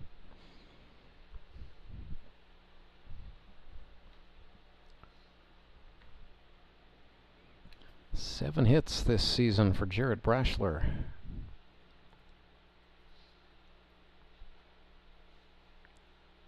Oh, and now stepped time out. is called. Not sure if that was Brashler. Asking for that or what that was, but that would have been strike 2. Instead, we'll do another 3-1. Take a mulligan on that one. Not much of a lead now. I got a little more.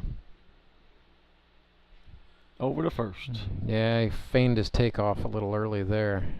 And so Carpenter wisely threw over to make the check on Dobby Cy Pizarro. He needs to double up on that right now.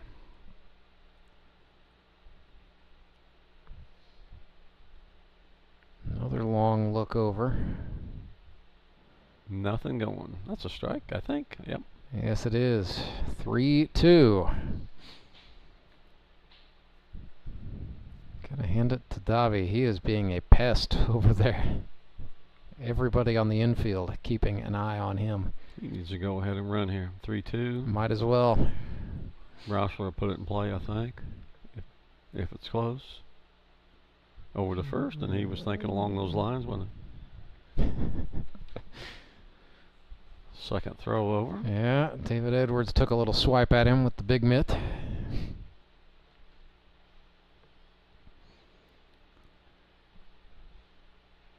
Brashler settles in. Nope. Carpenter. Nope. Oh Strike my gosh. three, throw Strikeout. behind. They do not catch Pizarro, but they strike out Jared Brashler. Chased one out of the zone. That's a big out, as hot as Brashler has been hitting over the last couple of weeks. Definitely. So speaking of hitting hot, Courtney Spitz 0 for 1 today with a strikeout and a hit by pitch. The angriest HBP you will ever see. Spitz from Springfield, Missouri, went to Drury University after 1 year at Neosho Community College in Chanute, Kansas. Pretty good pitch. Just missed the outside corner. Ball one. 51 hits in a GRBL career that started in 2018. He's the head baseball coach at Springfield Catholic High. He's had a lot of success there. Trying to grab a little piece of GRBL history today. Swinging a foul ball back. Just tipped the screen. Yes, it did. It kind of caught the guide wire on the top of the net, and that changed the trajectory. Kept the ball off of our front window, thank goodness. It was headed this way.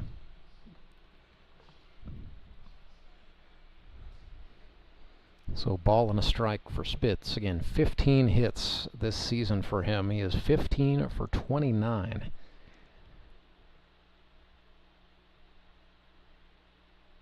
Carpenter. Just missed with that yes, pitch he a couple did. times. And Thought he man, had it. you can see the body language there. Carpenter is frustrated with himself. Just sort of overthrew that ball. And Kyle's a competitor, and he would love to get Courtney Spitz down on strikes right here. The 2-1. Swinging a foul ball. Yes, he did. It's working going to on be the outside. Staying away this time. taken up into the cheap seats on the third base side.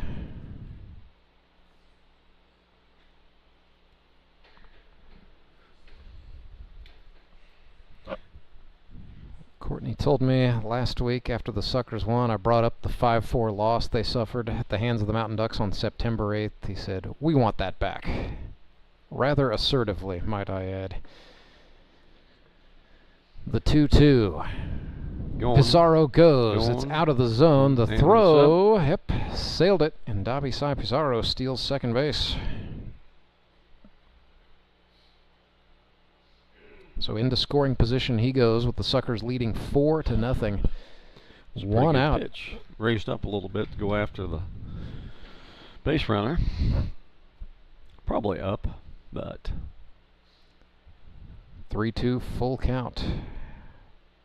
Breaking ball, and he walked him.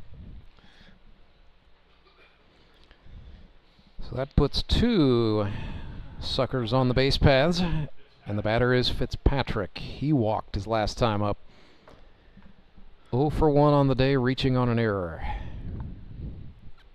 Former Grand Junction, Colorado Rocky. That team is no longer called the Rockies, actually. They're now called the Grand Junction Jackalopes, but that name change happened after Fitz's time with the club was done. The Jackalopes. If you head up the road into Springfield, Missouri, you can see a taxidermied jackalope at Bass Pro Shops. I think I saw a jackalope this summer on vacation. No kidding? Yeah, if that's an actual. Don't they have big ears? I mean, they also have antlers like a deer. So I mean, you could have very well seen one, but there's a mythical quality about them, as that is a foul ball, just foul down the first base side. That was, I think, a little bit dangerous. How nonchalant the Mountain Ducks were about that. Playing a golf course, saw a jackalope. I was playing with the commissioner in Mexico. He swore he claimed it was a jackalope. Yeah. I went with it. It was a big-eared rabbit of some kind. Might have been. Ball and a strike to Jordan Fitzpatrick. They're setting him up outside. Slider swung on. That is in the air to right. Perkins goes back, and that is gone. There we go. A home run for Jordan Fitzpatrick. How about that?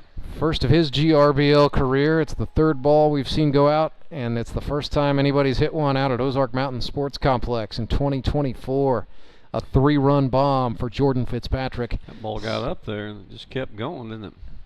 It rose and rose a little bit more. Yeah. Over that 16-foot wall. Right fielder gave it one of those, I don't think so, did he? He kind of backed up a couple steps and said, no. I'm going to credit Ernie for going back, but yeah, I think he knew. A 3-run homer. Somebody's walking the backside, might be all over that one. Yeah, somebody's going to go get him the ball. That's nice. That guy was already there. He may be backing that one up. It's like they knew. So yeah, that point where he hit that out to right field, probably about somewhere between 340 and 350, is, where the wall is, and then the wall being 16 feet high. He probably hit that about 370. I think so. And the Ozark Mountain Ducks are going to make a Henry's Towing pitching change. That's going to chase Carpenter, and it will bring on King Owens with 1 out here in inning number 4. So Ducks have some work to do now, don't they? They've kind of dug into it, and that has been the MO of the Nixa Suckers all season long. Double-digit scoring totals are not new for them. This is a Nixa team coming into the day, Steve, that scored 54 runs in 6 games. The one they lost 5-4.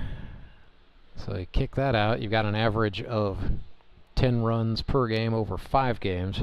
That'll generally win you some ball games. That is production that it's hard to argue with, and when you also throw into the mix that they've only allowed 12 runs across 6.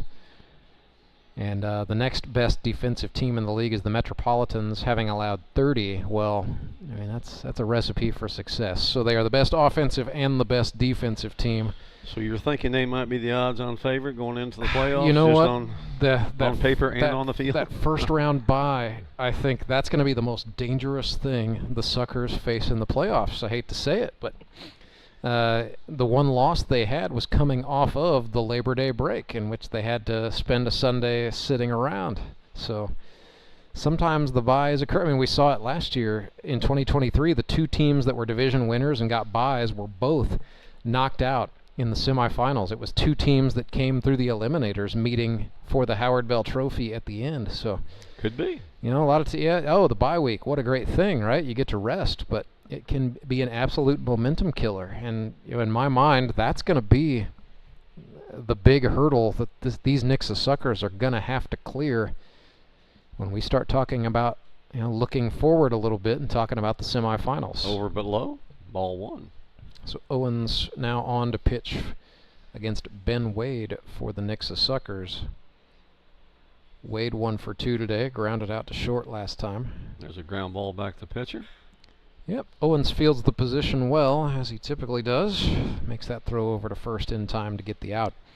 The buying this week works a little bit different because generally these guys just like to play, and they're thinking we just soon get another ball game. Yeah, a lot of them anyway. That's just it too. It's a little bit different than a normal buy that you would get, but. Well, I have also heard it said, yeah, we want to get the bye, but we also want to play next Sunday. They want that seeding, they want the automatic berth, but they want to turn around and just hold on to the momentum they've got right here, right now. One less game you have to win. King Owens on the season has allowed 12 runs in 3 2/3 on 11 hits. Been a bit of a rough go. He had a very good season in 2023 with the Ducks. 9 earned runs across 23 innings and a 3.52 ERA. Struck out 18, walked 8 as there's a called strike. Everything he does is rooted off of the 2-seam fastball. He's got a slider, curve. He can throw a change, throw the kitchen sink, you name it. That's a strike. That's almost back to swinging. Yeah, Brandon Winder hit that one straight down just about.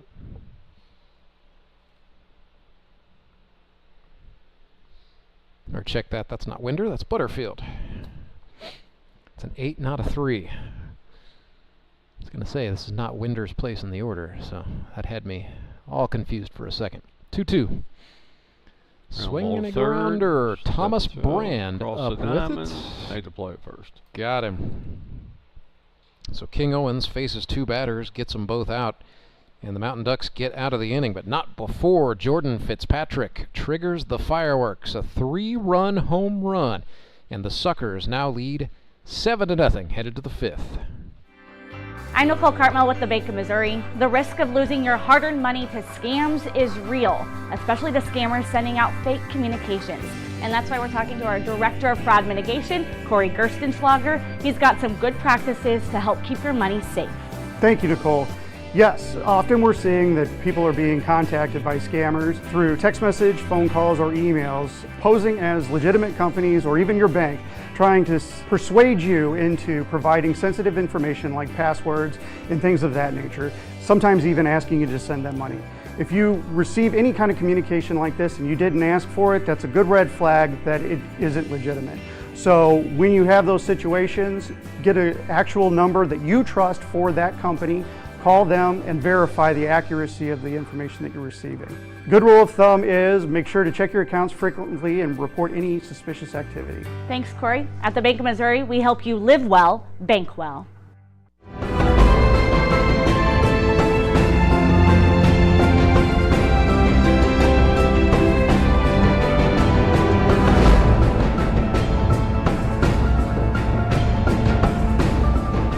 After a big inning, Logan Wiley gets to go pitch with his sails full. The 5th inning will be the last one that he's able to go to the pitcher's mound because of the league's restrictions on the number of innings any one pitcher can throw. But not a bad day for Wiley thus far. 7-0 lead for the Suckers.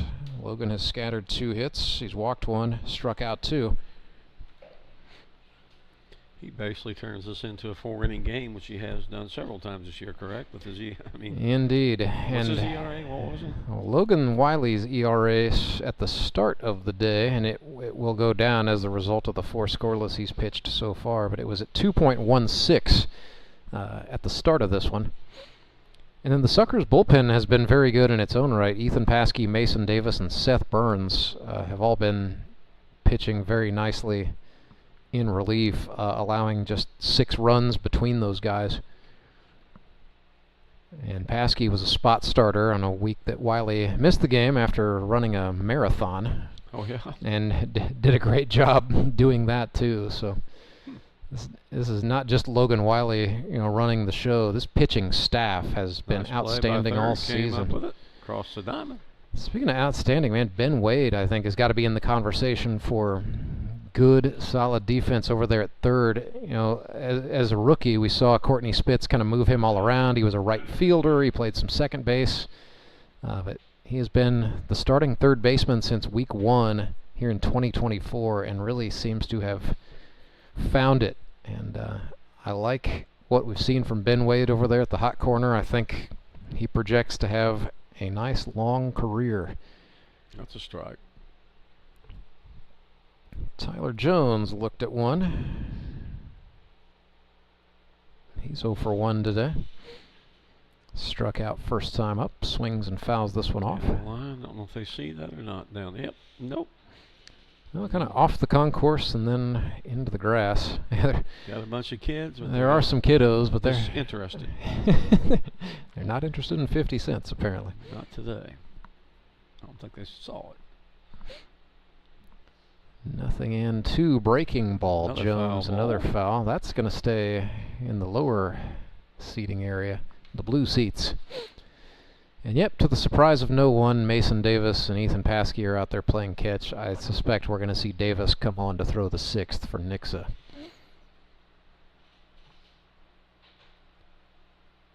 Hit him. Whoa, that whole thing was it. weird. Wiley sort of paused his delivery, and then it looked like he just threw. It was almost a waist pitch, and then he hit Tyler Jones. That didn't look like he meant to throw the ball. Quite something was off. There? That's just not adding up. But it's a hit batsman.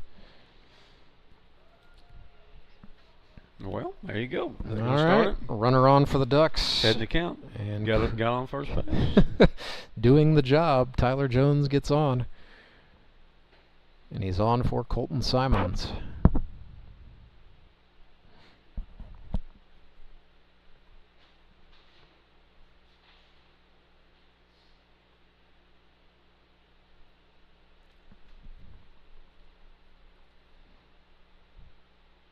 Colton grounds that one to Pizarro. 1 and 2. Yeah, Fitzpatrick did a great job flipping the hips and put the throw. Seth Burns, the first baseman, didn't even move. 6-4-3 double play. Well played. Just like that, Logan Wiley throws 5 shutout innings. His day on the pitcher's mound is done. But that's a good performance at a good time of the season to have one. A 2-hitter with a couple of strikeouts, walked one. Weirdly hit a guy there in the 5th, but stuck or something. I don't know what happened. Hard to argue that Logan Wiley just pitched a gem. He will have to hand it off, and so Mason Davis will be the next man up. But first, Suckers will come to bat in the bottom of the 5th, and that is next.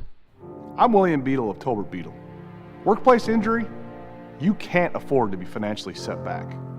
In Missouri, our workers' compensation laws are found in Chapter 287 of the Missouri statutes. You need an attorney who knows these laws and has worked with them over the past 25 years to help injured workers. The call is free. The results are exceptional. We've won millions of dollars for our clients over the years. Tolbert Beadle, when you need justice. Acme Towing Company. That's too far away. Let Henry's do it. Nah, we're ready to close. Let Henry's do it. Henry's is ready to take your call right now. From compacts to semis, Henry is here to help 24/7. Save yourself the hassle and make us your first call. Henry's gets there fast, offering multiple locations to serve the Ozarks. When you're stuck on the side of the road, make the right call. Let Henry do it.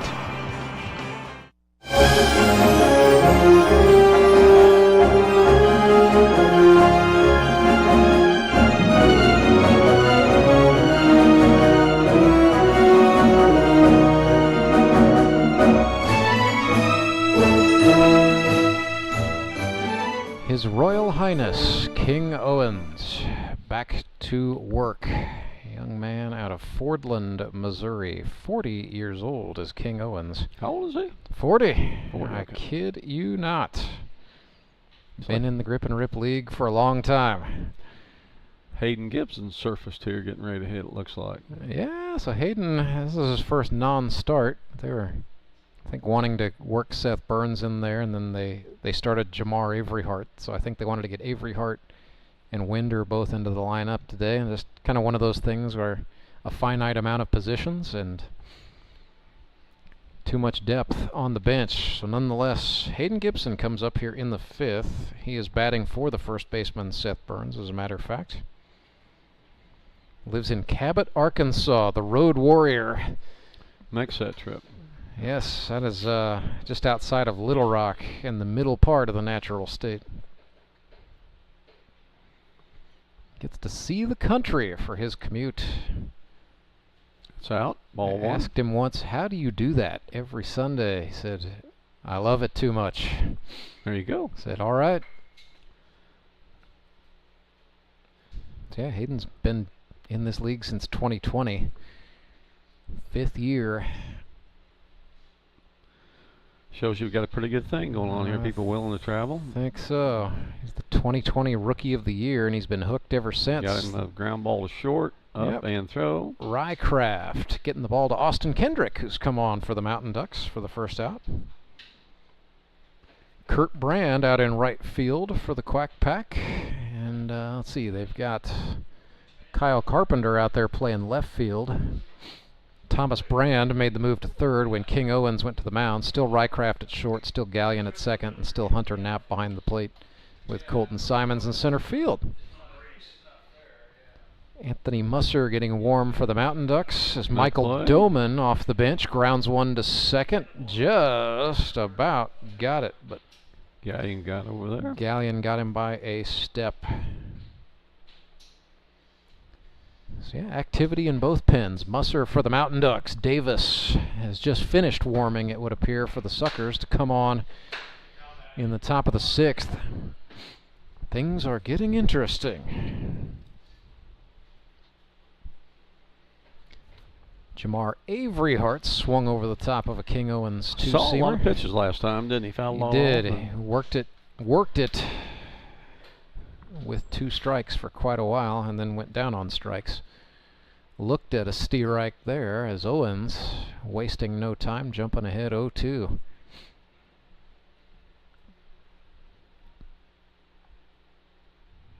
Breaking ball, swung on and lifted. Yeah, Rycraft's not going to get this. Got to play it second. Jamar dropped one over the shortstop's head. He's got a base hit. And Averyhart, I would imagine, will be a threat to run. I'll be interested to see how aggressive the Suckers are with a 7-0 lead. But when you only get to play once a week, you want to do everything, right? Might as well. I would like to see a base hit to right and see a Brand assist though out of third. Ooh. That'd be something I can get on board with that. Yeah, we got father-son in this game. We've also got cousins going at it. King Owens and Jordan Fitzpatrick are first cousins. Did not know that.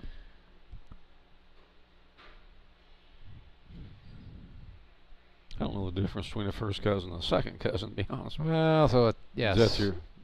That's your it's like your cousin's kid. Cousin kid. Okay, or it's like it's your parents' cousin's kid, I think. Something like that. He's thinking about running, and he is. And you're going to have to hold up because it's out of play.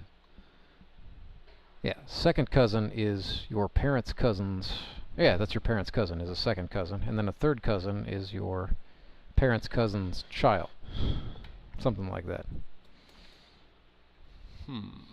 Sometimes it's easier to say, yeah, we're related. I'm just going ahead and nod on that one, act like I knew what you're talking about. 2-1. One hop to the shortstop. Rycraft gets one, and that was all they needed. That's pretty smooth. You got that? And very smooth by the young man from Northwest Missouri State, Logan Rycraft, making a case for himself in the way of postseason awards. So we have played 5, and we will go to the 6th right after this. When Gary and Sandra Henry started Henry's Towing nearly 5 decades ago, customers knew that Henry would be the guy coming to help. People would call and ask to let Henry do it.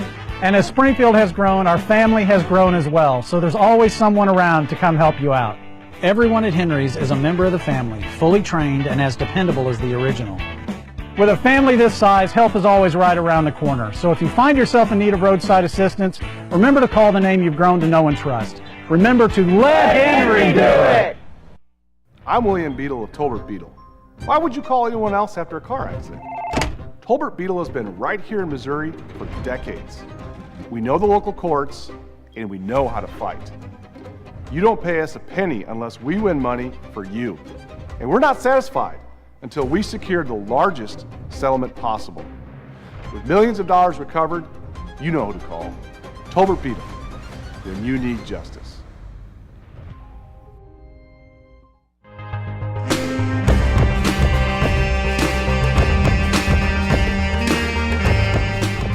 So Henry's towing pitching change for the Nixa Suckers. They go to the pen with Logan Wiley having gone the maximum allowed 5 innings, and they call on Mason Davis, right-handed rookie from Harrisonville, Missouri, who now lives in Springfield.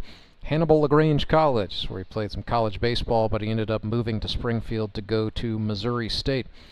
That ended up working out okay, and his grip and rip season thus far has worked out okay too. 11 innings pitched, just 2 earned runs on 7 hits, 4 strikeouts, 2 walks, 2 hit batsmen, a 1.63 ERA for this young gun. Sponsored by DSG Hotsy Pressure Washing Equipment. Did you ever have to run a steam cleaner in your time, Steve Lowe? I have. That'll put some character on you in a hurry, won't it? I also put some character in my deck because I left it on too long, so I probably need to call a professional next time. Well, the guys at Hotsy can probably make some recommendations. We're glad they're helping Mason get out here and do his thing, and he's been a lot of fun to watch. Ducks are running out of outs. They don't need to. They need to get on the board a little bit here, don't they? You don't have to get all 7 back, but certainly wouldn't hurt them to get something, as Kyle Carpenter looked at a called strike 1. Carpenter, Owens, and Knapp scheduled to bat this inning. A little hesitation in the swing. This would be a tough play here if he comes up with it. He did not face it up the middle. That's going to get into center field. Yeah, Kyle Carpenter just said, thank you very little. There they go. Good start. So Carpenter's on for King Owens, who's 1 for 1 on the day. And these stats you keep bringing up with the Suckers here, they're looking pretty good, aren't they? On paper, aren't they? Yeah, there's not a lot to talk about with their pitching staff, No, that's for sure. Solid. Other than play good defense, hit the ball.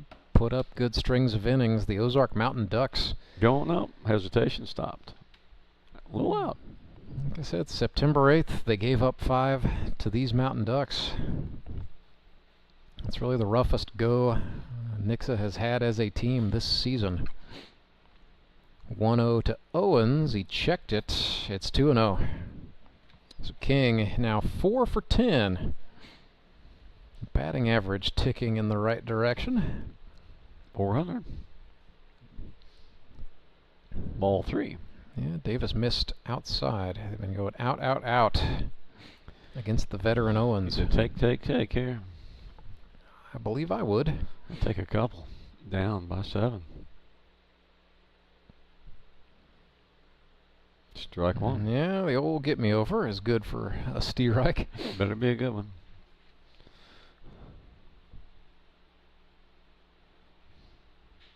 Three hits for the Ducks, 6 for the Suckers. A 7-0 advantage on the board for the Fish as Owens swings at strike 2. That was going to be a 7-run home run. He was thinking about it, certainly. Going for the big trying gap. to get the touchdown and the extra point. Davis looks over at the runner. Fake. Yeah, fake takeoff and a chopped grounder foul. A little trash talk between the second baseman Fitzpatrick and the runner Carpenter. Gibson ought to play behind him a little bit up by 7 and hope he runs. And Spitz probably have a good shot to throw him out if he did. That'd be okay. You want to run you down by 7? Go ahead. 3-2. Carpenter again faked the takeoff, and then that hit King Owens on the ribs. Davis smacks his hand into his mitt in frustration. But it is very quickly starting to get a little bit jammy. Got a chance here. Got something going. Well, if you're the Ducks, yeah, the longer these innings go, I mean, that's what you need. Hunter Knapp stands in here. 3 for 15. Sponsored by Heartland Labs. And possible 2. Yep. 1 and 2. Alan Butterfield has come on to play shortstop and did a nice job there. Jordan Fitzpatrick again turning the double play. It's a 6-4-3 yet again. There's now 3 double plays in this ball game. The Nixa defense has turned. Takes the steam out of that, doesn't it? Ooh. Yes, it does. Does move Carpenter up to third base as Austin Kendrick pinch hits for Ernie Perkins here. So AK's been hitting all right. He's 4 for 10 on the season with a double. That's going to be He's got 2 RBIs. That's pretty typical Austin Kendrick season right there. Pretty consistent over the years, hasn't he? Plays a good first base. Yeah, can play third base or a corner outfield spot if he really needs to. But I would say first base is his best defensive position. And he got hit. And he got dunked. Well, good thing is Mason Davis doesn't touch 90 on the gun, so Kendrick's probably going to be okay. So Davis visited. That was, I thought, interesting. Touched himself on the chest and then asked Courtney Spitz to come visit, coach him. I think a little bit there was what that was. What do you think he told him? Mixing a strike? I don't know. It was not that long of a chat, so it couldn't have been much more than take a deep breath. You're all right here. So first and third for the Mountain Ducks with 2 out, trailing by 7, and Brett Gallion is the batter. Breaking ball swung on and lifted into shallow center, but in is Avery Hart making the catch and the out and getting Nixa out of the jam unscathed. Big catch for Jamar Avery Hart and a big out for reliever Mason Davis there. So middle of the 6th, Nixa Suckers have the lead 7-0 is the score as the GRBL Sunday tripleheader rolls on. Your local hot seat dealer is an expert with hands-on cleaning knowledge to help you select the ideal pressure washer for your job. Take confidence in knowing you have a resource for all your cleaning needs. Service can be scheduled in-house or on location by a factory-trained technician using genuine hot seat parts. Be sure to ask about scheduled maintenance plans, as well as a variety of accessories to clean more efficiently. And don't forget the soap. We have detergents for every cleaning need and have a bulk delivery program. Customized wash bays and mobile cleaning systems are also available. Build a partnership where you're a name, not a number. Contact your local hot seat dealer to see why nothing cleans like a hot seat.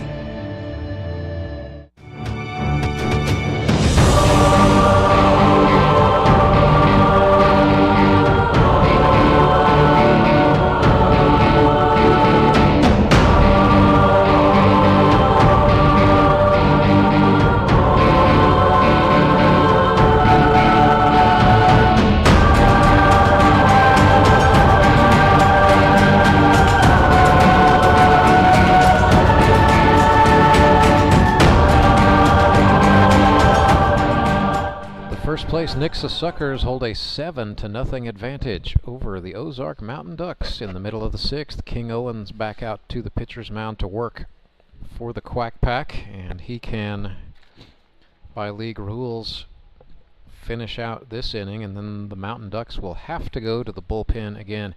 Well, 5-4 was the win for the Mountain Ducks the first time these two teams met. Clay Odell had an RBI triple that ended up being big, and it was Kyle Carpenter actually driving in what stood up as the game-winning run. Carpenter started that game and pitched 5 innings, and then they brought on Skylar Henson for the late innings. I have not seen Henson, so it appears he is not active and in the Mountain Ducks lineup today. Not sure if he had some sort of scheduling conflict or what's going on. I've not heard of an injury to Henson, but it appears the Mountain Ducks will have to try to do it without him. Owens has got to do the job here and get 3 outs. Ethan Paskey is the batter for Nixa, who swung on and missed. So Paskey batting here in the stead of Jared Brashler. You probably said this earlier, but is Nixa's opponent set, the 2 people they're going to play? No, that's not set. Not. Okay, so it'll be. Now we don't do a hard bracket. We do like with the seeding is set so that the number 1 team will play whichever the worst seeded team that advances out of the eliminators. So see that done. Both the NBA does it, the NHL does it, and now we're actually seeing the NFL go to that. That's going to be that's going to be trouble if it bounces, but he stayed with Thomas it. Brand had to sort of catch that at the hip, and boy, great adjustment for him to exchange that into his throwing hand and fire it over. Did a nice throw across the diamond with it, finish it up. Well, here is Courtney Spitz once again. Opportunity making with that knocking at the door. Officially 0 for 1 today. He walked his last time up. He's been hit by a pitch. So the OBP is good, but Courtney Spitz wants 1 more base hit. This is ground ball right side. Gallion up with it, and his throw to Owens covering the bag is in time. It's a nice play on that one. Second baseman to the pitcher. Led him perfectly. Yep. Owens did a nice job of hustling over there, and then Gallion put the throw in a great spot. Both protected King Owens and protected the out. Exactly. That's something you just don't do every week, and see these guys make those type of plays. That's pretty solid. Well, here's Fitzpatrick, the man of the hour, the man with the power. He had a 3-run dinger in the 4th. 1 for 2 on the day is Fitz. Ever seen a Now I know Brock's hit some to right field. I think Harrison Water hit one out. Yep, so Courtney Spitz has hit one out of here. Yeah. If you go way back, well, I'm trying to think of another. I can't think of another lefty who has done it. Those three is what I'm thinking of. Yeah. Chaffin, Spitz, Fitzpatrick. Other guys to hit one out. Tyler Jones. Nick Lechner back in the day sent one out of here. Brent Maggard. Michael Antonio did it way back in 2017. Dobby Cy Pizarro hit one out in exhibition play. Justin Parker has homered out of this park. He was on the left field side. Yes. Over the Budweiser sign, which is now gone. David Rodriguez has hit one out of here. We'll see him later tonight with the Republic Locos. We got two that matter so far, right? Yep. Jacob Carlson and Trey Turner both did it in the same game on back-to-back. First and only time we've ever had back-to-back jacks in 9 years of grip and rip baseball. 1-2 to Fitzpatrick. King Owens pitching to his cousin here and got him to ground out to the first baseman. That'll be a good discussion around the family table at Thanksgiving. Got him. Unassisted ground out. Austin Kendrick helping King Owens win a small bit of the family feud there. It is time for inning number 7. The stretch inning is next. Nixa Suckers lead their rivals, the Ozark Mountain Ducks, 7-zip. I'm William Beadle from Tolbert Beadle. It only takes 1 second for a person to be involved in an accident. And when the worst occurs, there's only one person that matters: you. At Tolbert Beadle, we want to be the one you call for help. We're the one to get you the compensation you deserve from the insurance companies. Call us today and find out if you have a case. The consultation is always free. Tolbert Beadle, when you need justice. When Gary and Sandra Henry started Henry's Towing nearly 5 decades ago, customers knew that Henry would be the guy coming to help. People would call and ask to let Henry do it. And as Springfield has grown, our family has grown as well, so there's always someone around to come help you out. Everyone at Henry's is a member of the family, fully trained and as dependable as the original. With a family this size, help is always right around the corner. So if you find yourself in need of roadside assistance, remember to call the name you've grown to know and trust. Remember to let Henry do it!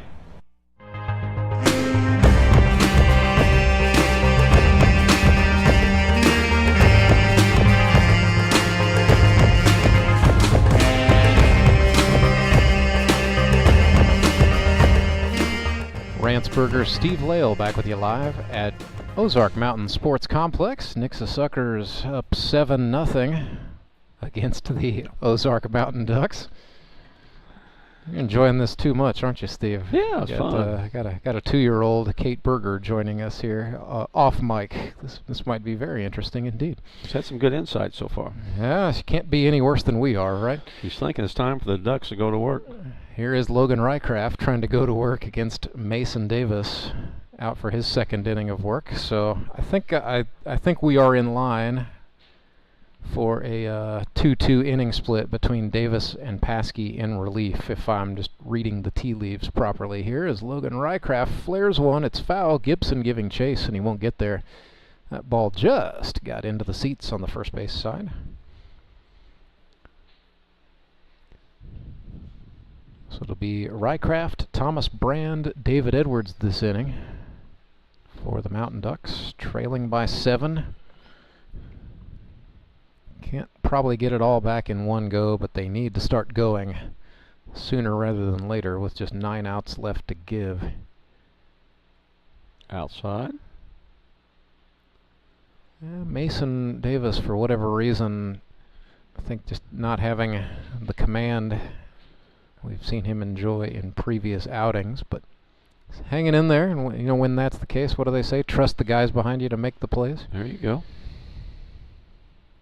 Seen some very good outings out of him. He had a 3-inning heading the count here. Outing back on the 15th against the Showman, where he just scattered 2 hits. Yep, up 1-2. Whoa! Threw one over Rycraft's head. He's been scattering some duck batters so far. I think he's hit 2 and just missed 1. He has, in fact, plunked a couple of guys, but he's not quite flirting with Chandler Veet's record of 4 batters hit in a single inning. And for that, we're grateful. 2-2. Eye level.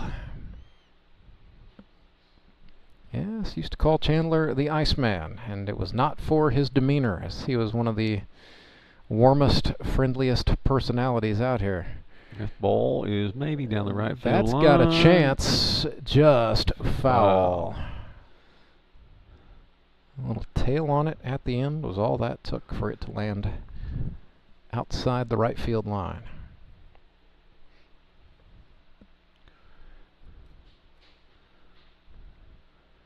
If that got down fair, that would have been interesting. He was booking it. He was thinking about 2 or 3 at least. Davis back in. Rycraft, a tough out.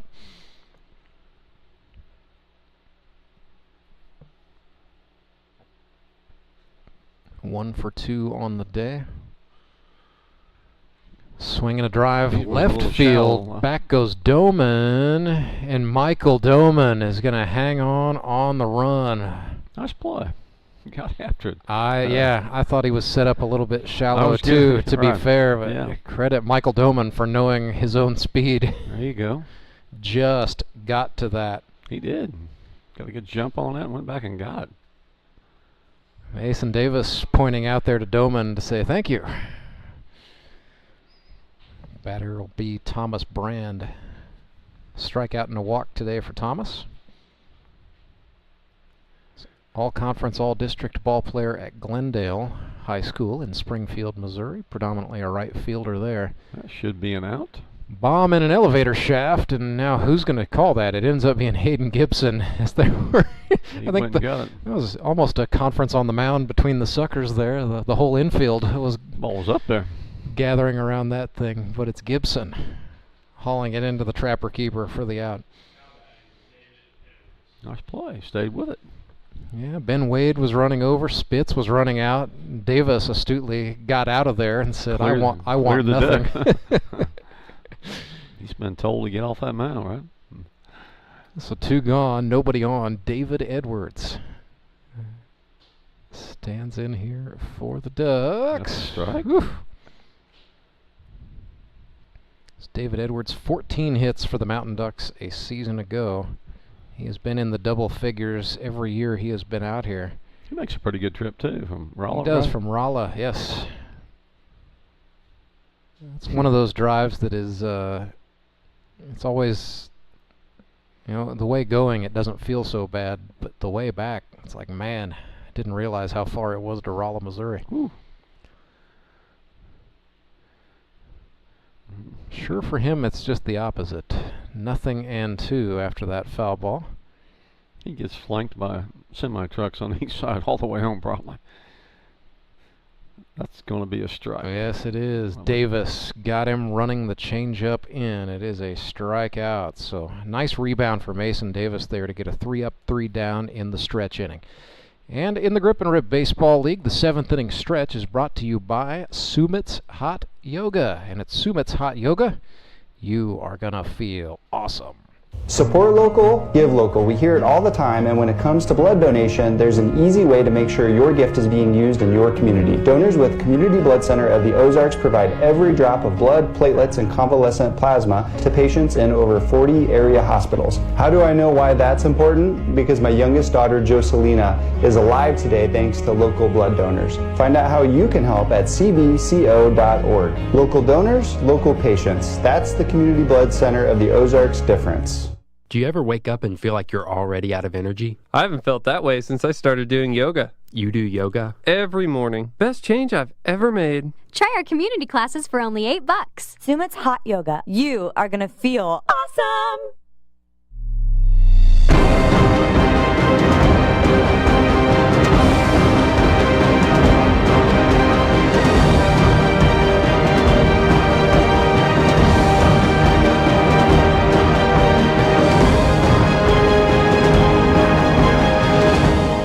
Henry's towing pitching change for the Ozark Mountain Ducks. Right-hander Anthony Musser comes on in the bottom of inning number 7. Musser for the season. 3 innings of work. He's allowed 10 runs on 4 hits, 4 strikeouts, 7 walks. That's kind of been the Achilles heel for Musser, and 1 hit batsman. Musser came out in 2022 as a rookie with the Moon City Mavericks, did not play in 2023, had a knee injury, and then came back out in 2024. Last couple of outings have been rough, but a nice opportunity here for Austin Kendrick, Anthony Musser, and the Mountain Ducks to sort of get it right before they go into the postseason. So that's going to be the goal. Musser out of Mishikawa, Indiana, originally. Ended up in southwest Missouri to go to Southwest Baptist University in Bolivar, where he got a degree in sports management. Mishikawa, or Mishawaka, sorry. Mishawaka, that's in the northern part of the state. I was going to say, I have no idea. It's actually not that far from South Bend, where the catcher Hunter Knapp is from. And then we have Jamar Averyhart in this game. He's from Griffith, Indiana. So we have 3 guys from Indiana in this league, and they're all in this ball game right now. There you go. A lot of Hoosiers, huh? I guess. Ethan Bryan. I tell you, it was a good time out here. Ethan Bryan. Ethan Bryan, yeah. The coaches, warms up the guys, just likes being around it, enjoying the game of baseball. The catch man. Officially the assistant coach, but yeah, Mr. Catch 365, and he delights in helping whichever outfielder needs warming up. So batter that Anthony Musser will face here is Ben Wade out of Kansas City. Went to St. Pius X High School. St. Pius. There are 2 St. Pius X in Missouri. Fun fact, 1 in Kansas City, 1 in Festus. But Wade went to the one in KC. Played football and baseball. They've had some good programs in the past. Yeah. Steerike there from Musser evens the count 1-1. So Ben Wade today is 1 for 3 with an infield single and an RBI.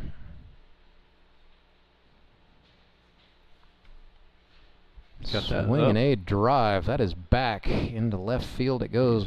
Kyle Carpenter made that one look pretty easy. He did. Track that one down. Bring up Alan Butterfield. Walked, got hit by a pitch, and a ground out to third. Maybe not having the best of things today, but he's had a very good and very kind of under the radar, I think, rookie season. Missed the last game, went out of town to go to a wedding. There's a hot shot grounder to the third baseman. But Alan Butterfield should be pretty proud of the campaign he has had, and you know, we've got a class of 25 rookies. Of course, you hope they all come back, but one of those guys you point to and say, yeah, we need to make sure Alan Butterfield comes back in 2025. So Hayden Gibson stands in. 0 for 1 today. Works for a chimney cleaning company in Little Rock, but lives outside of Little Rock. And I think that's on the other side of the river, if I'm not mistaken on my Arkansas geography. But that's not an easy job if he's on the actual cleaning. If he's on the crew, yeah. If he's crewing or doing sales or what, but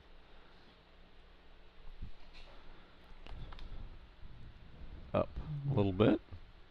Yeah, Musser tried a breaking ball there. Knapp tried to frame it.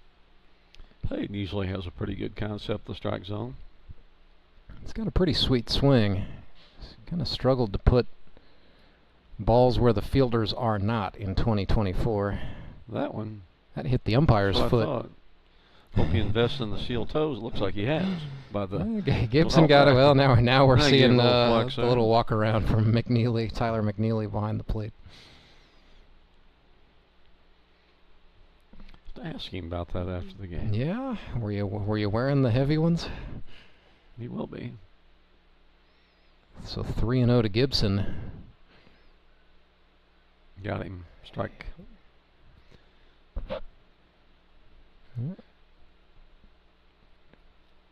Anthony Musser just trying to dial it in.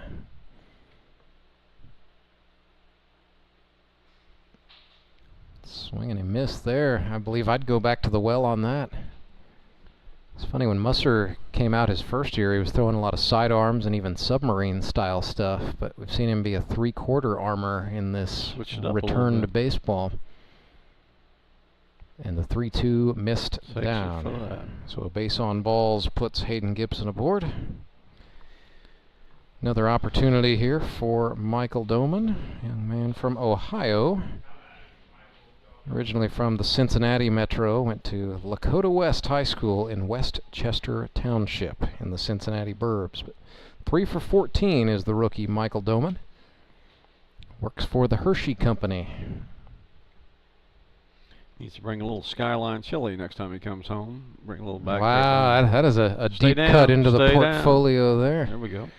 Grounder to Brett Gallion, who continues to play well at second base for the Mountain Ducks, getting the speedy Doman. Second time he's grounded out to second base today. So we've played 7. It is 7-0. Nixa Suckers on top of the Ozark Mountain Ducks. I'm Nicole Cartmel with the Bank of Missouri. Whether you're looking to pay bills or make a big purchase, sometimes you need cash quickly to take that next step. A consumer loan might be a perfect option to help you live well, bank well. Sardi McClendon, one of our branch managers, is here to explain. Thank you, Nicole. We provide personal consumer loans for almost any purpose, from building your credit to financing that new car. We offer competitive rates, and decisions are made locally so we can get you the money that you need quickly. But what makes our consumer loans unique is that personal touch. For example, I recently worked with a customer to secure a loan for a horse trailer. He could have went elsewhere, but he chose to work with his bank because of that personal relationship that we've built with him. Being able to work with your personal banker that you know and trust makes a big difference. That's right, because we work with our customers to help them live well, bank well. Get started at bankofmissouri.com.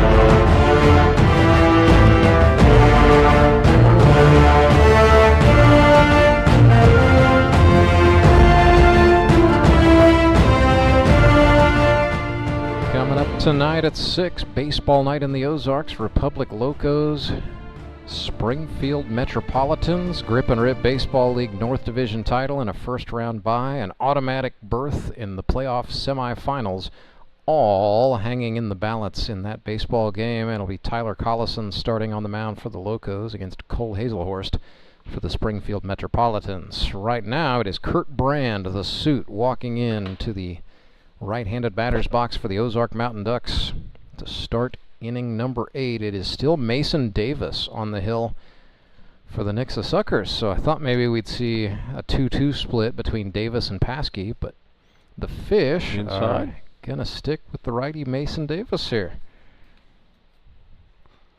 Get him a little bit more run. Don't see anybody down the line except for Locos. That's a ball. No, that's a strike. Okay. Need to be quiet till I see it. Well, I do like that McNeely, the plate umpire, is generally pretty quick with the signal.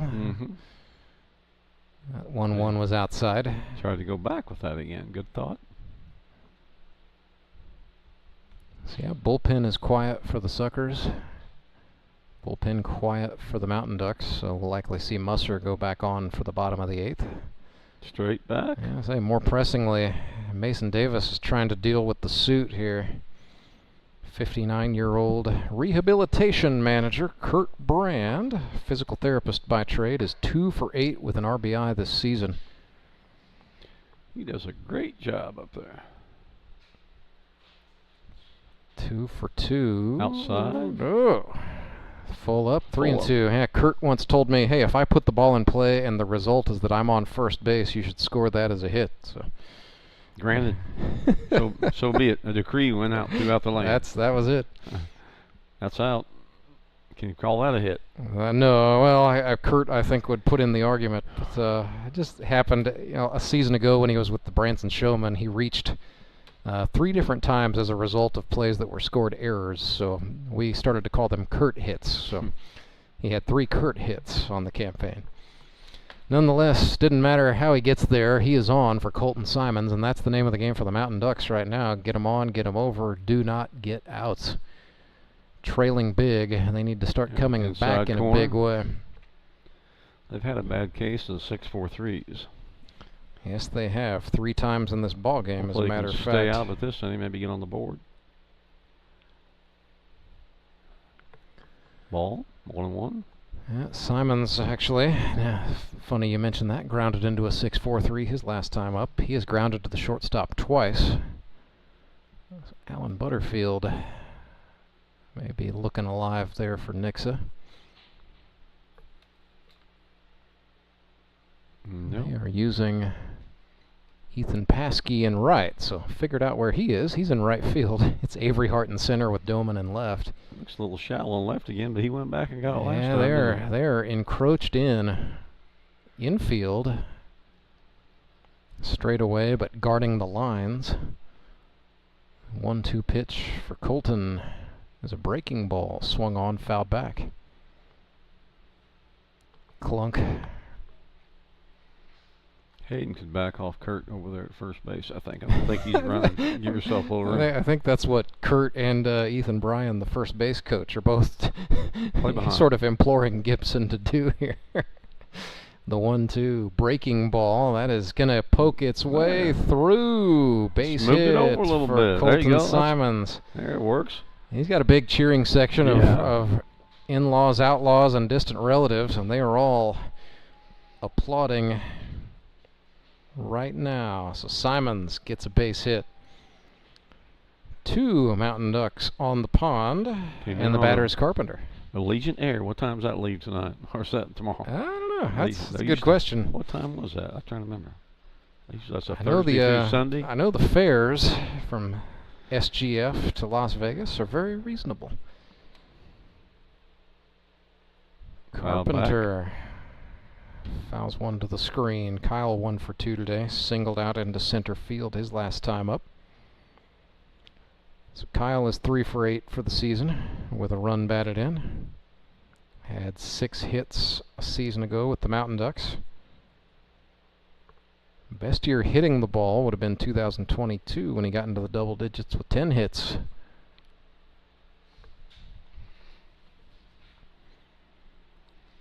Ball and a strike. Davis looks back at the runner, Kurt Brand. Now kicks and deals, and Carpenter pulls it, and Gibson catches it, and then he will put the tag on Colton Simons. So Simons said no. What? Did they just turn a triple play? Yeah, Simons was out, and then they got the throw back to second base in time. Is that a first? That is a... I don't know. I think we've had one of the triple play. That's the first one I can recall. Well, I'll go with you then, because you... Well, there may have been one before I was broadcasting these ball games, but you got that out here. Yeah, 3-6. So it was, the liner was one, the tag to Simons was the next, and then his throw over to second base. Same discussion yeah, as we are. You ever seen one of those before? Did he catch that in the air? I guess he did. I guess so. So a triple play. It's just that kind of day for the Nixa Suckers. We will step aside. Any other day, that would be unusual. Bring you the bottom of we'll bring you the bottom of inning number 8 in a moment. When Gary and Sandra Henry started Henry's Towing nearly 5 decades ago, customers knew that Henry would be the guy coming to help. People would call and ask to let Henry do it. And as Springfield has grown, our family has grown as well, so there's always someone around to come help you out. Everyone at Henry's is a member of the family, fully trained and as dependable as the original. With a family this size, help is always right around the corner. So if you find yourself in need of roadside assistance, remember to call the name you've grown to know and trust. Remember to let Henry do it! Do you ever wake up and feel like you're already out of energy? I haven't felt that way since I started doing yoga. You do yoga? Every morning. Best change I've ever made. Try our community classes for only $8. Sumit's hot yoga. You are going to feel awesome!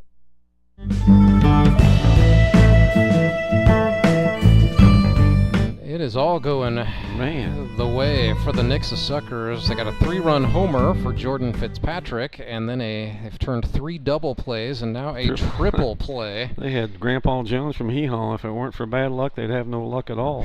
You remember Hee Haw? I have seen some, yes. I was exposed to it as a child.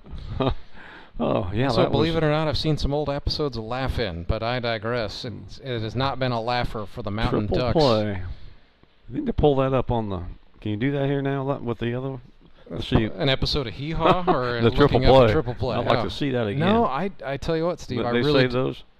I guess you can. We can, yeah. I'll go back and clip it when the game is over for sure.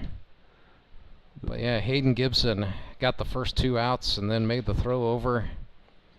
So a 3-6 triple play. It's just been He should have been holding him all along, hitting position perfectly. No kidding.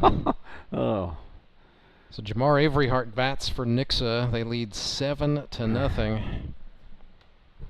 Averyhart got a single out to left center his last time up. He's hit that Goodness one. Goodness sakes, cranks one, but it's foul. He's off in the construction area down there. That was swung with bad intentions.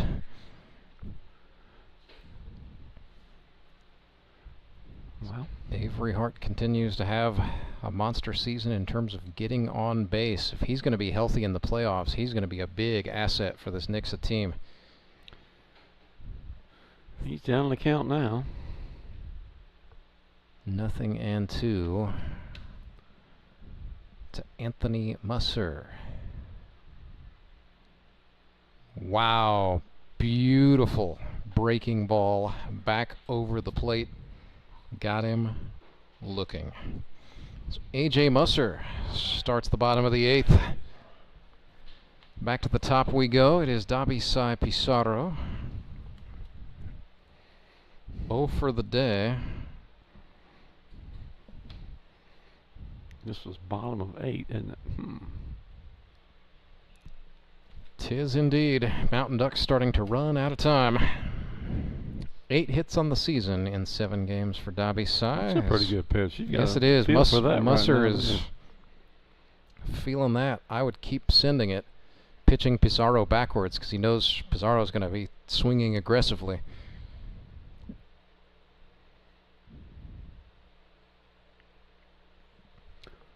Threw that one a little wildly. Yeah, had some movement on it though. I think on a game like this where everybody else on the Suckers is hitting and you've got a guy coming up who is just itching to try to get a hit, you can kind of catch him out on his front foot.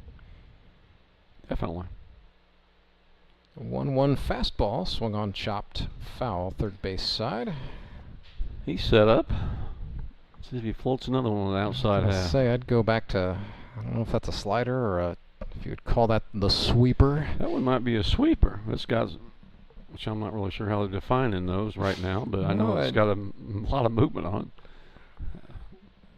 We'll consult the boys from Drury here in a second. But some analytics. I don't think anybody knows. I think it's what you want to call it. That was a fastball down. Well, yeah, that's the thing in the bigs, especially if you watch Major League. Nobody throws fastball curve change anymore. It's always, cutter, sweeper, gotta have a cutter, sinker. I mean, everything's got a name other than what it probably is. Next pitch to Pizarro. Yes, indeed, he tried it. Pizarro did not, and so we're back even 2-2. I think I'm going to call it a tough pitch to hit. Let's go with that. 2-2 pitch coming up here. Went back to it again, and Pizarro just fouled it off toward his own dugout. Started that one across his chest, broke it back across the plate.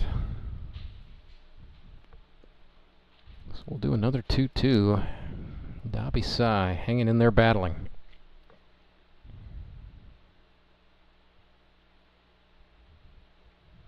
And Musser set him up outside and walked him. I guess that was a 3-2, my bad. Fastball away. So Pizarro is on, and he will undoubtedly be a threat to steal. There's a stolen base already in this one. Jared Brashler. Nope, check that. This is still Ethan Paskey. Ethan Paskey bats for the Suckers. Going. Yep, Yeah, wild screen. pitch. Okay. Yeah, no trouble for Pizarro to advance into scoring position there. So Paskey's been hitting it pretty well. He's now 3 for 10.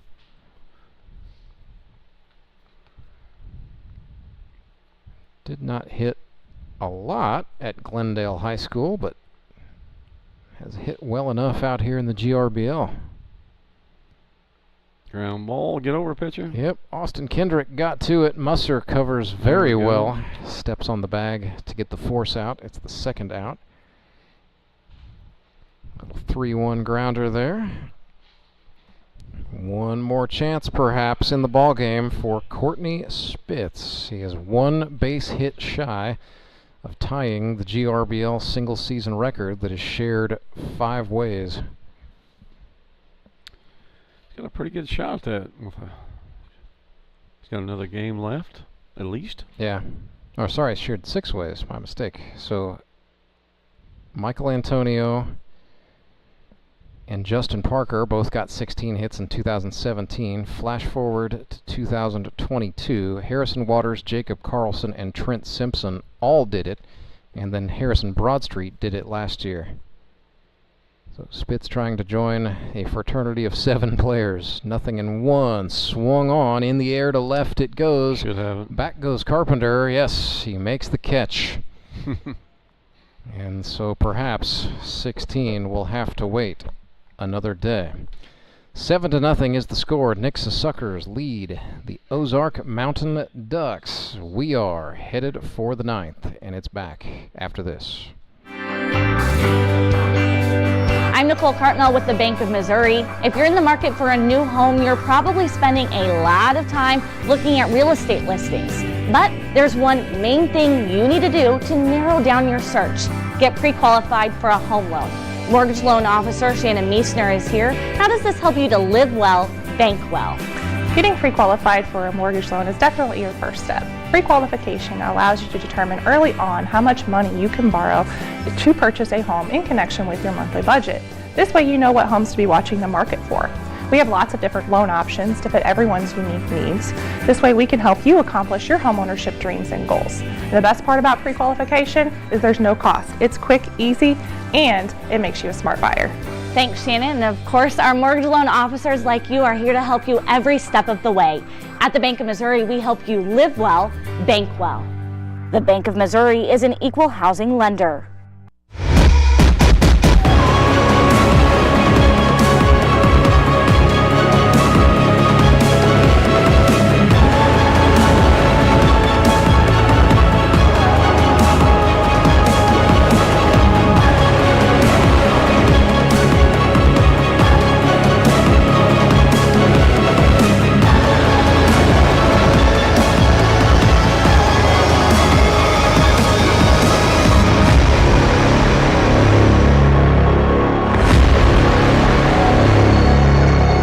Henry's towing pitching change for the Nixa Suckers. Right-hander Ethan Paskey is on, following 3 shutout innings by Mason Davis. Suckers lead this thing 7-0. They got 5 shutout innings from Logan Wiley. Davis came on and did his job. Now they're calling on Paskey to try to shut the door and end it. Not a save situation, but a chance for Paskey to get some work in here. Suckers know they will be the #1 overall seed in the playoffs, so they are not playing next Sunday, October the 6th. They're going to have to wait around until October 13th. Probably time to go ahead and start looking ahead. They know they wanted to beat the Ozark Mountain Ducks today to avenge that 5-4 loss from back on September the 8th, and they are in position to do that here, Steve Lale. See if they can get that week off and get rolling. See if we can call Merriman up and get a little scrimmage with Missions. I was going to say, if I'm the Thursday. Suckers, I'm looking to do something to stay in the routine. You know, what that will be. Call up Ben Hammett, go to his place, and simulate a game. I would have, mandatory training session next Sunday. Like, what, you want to sit around and watch the Eliminators? Too bad. You're not going to get to. Ethan Paskey will face... This is Anthony Musser here. So yeah, Musser batting in the 8th spot for the Mountain Ducks. Bad. Ball 1. Scheduled Strike to be or ball? What was that? They called. I got strike on the board here. Okay. Looked like a strike, but I didn't see the call. Paskey's got a nice quick delivery. Works off the heaters, but he's got some breaking stuff too. You had the order of the pitches, not quite the innings. They kind of Didn't quite split them up. 1-1. Get them ready. No. I'm not sure if that was intent to just save Paskey, or, flip side of that is maybe you're rewarding Mason Davis for the work he has put in this season. Yeah, whatever that is. Suckers wanted to work their 3 main pitchers today. They're accomplishing that. Maybe just give Paskey some rest.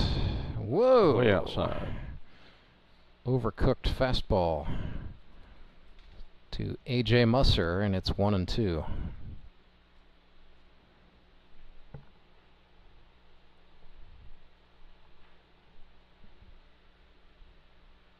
yeah, it'll be Musser, Knapp, and Kendrick this inning for the Mountain Ducks. AK up on the top step with the helmet on. Counts back even 2-2. And Paskey again. Oh, check that. That was a 3-2, and then he missed. So a walk to start the 9th. Probably like to get a run in this game, wouldn't they? Kind of break the shutout up just to feel good about it. Any kind of moral victory would be a good victory for the Mountain Ducks right now. Looks like I see a lineup heading your way. Oh, I've got. Oh, you got that? I actually have them for both teams, but the Locos owe some other guys in the press box a lineup card. So that's what's going on there. And now we'll have a runner, Owens, running for the pitcher, Musser.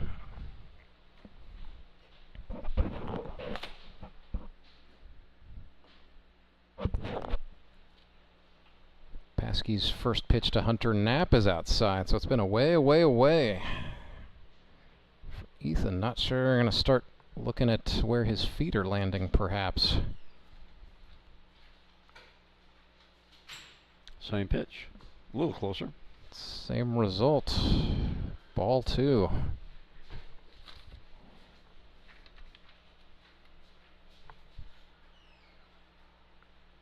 There you got it. Yeah, Spitz with a little frame job there. Paskey threw that one on the black, and it's 2-1.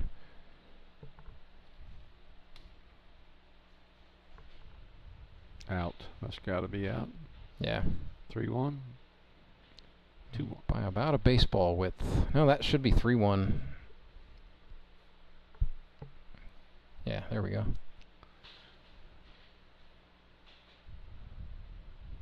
Strike 2, 3-2.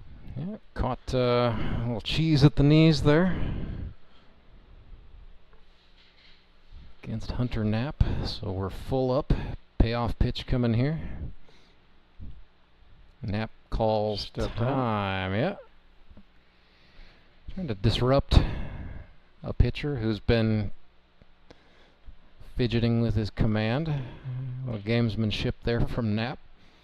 There's the 3-2 payoff, and yeah, it pays off for Knapp, and that is back-to-back walks by Ethan Paskey and the Suckers. Not loving that, necessarily. Nonetheless, the batter is Austin Kendrick. Pitch runner. And yep, they will run Ernie Perkins for the catcher, Hunter Knapp. So Owens, the lead runner at second base. Perkins, probably a couple steps faster, is the tail runner. So Austin Kendrick, if he can pull off a hit that's deep enough, might send Perkins a long way around. Ball. Just foul, third base side. Kendrick got hit by a pitch first time up, so he's nothing for nothing today. 4 for 10 for the season. Hopefully he can stay out of the triple play, which we've seen. Goodness. Yeah, say 3 double plays and a triple Nice play block by the Suckers defense. Ethan Paskey would like to order up one of those right now, wouldn't he?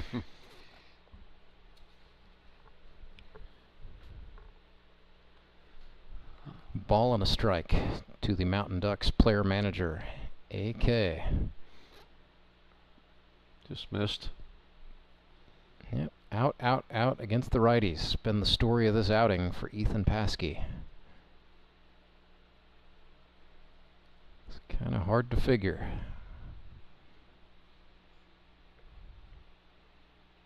That was on the outer half, and Kendrick, yes it will. That is a fair baseball. One run will score. Down into right field. Yeah, Ernie Perkins is going to come. No, he will not. He will woe up.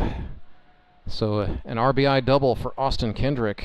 There you go. They're on the board. Puts the Ducks on the board, 7-1.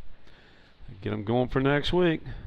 A little momentum. A little shot in the arm anyway. There you go. Well, not over yet. Nobody out.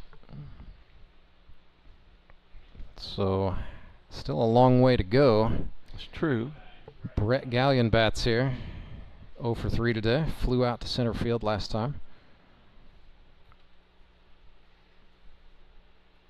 Another Parkview guy. 7 hits in 7 games for Gallion. Now 7 for 18. Down low. No, saw the batting average drop today. No, another at the knees. Heater at the knees. Yeah. I'll say Paskey typically has worked down quite a bit, and then we see him use that to set up the high heat. But that was a breaking pitch that Gallion sort of whoopsie-dooed foul there. Mm-hmm. Yeah, Ethan just not having his best stuff, and so now we're going to get to see Ethan Paskey battle a little bit here. He's on the very far corner of that rubber. He can't go any farther for that. Pulls that across.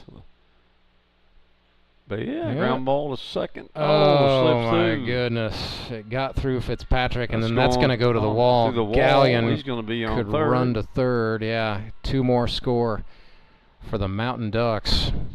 And it is scored E4, so no RBI for Gallion. But a 7-3 ball game. Still no outs. Exactly. This is dangerous territory for the Nixa Suckers, and Jordan Fitzpatrick wanted to be the guy to go give his pitcher the baseball right there. Nice. Yeah.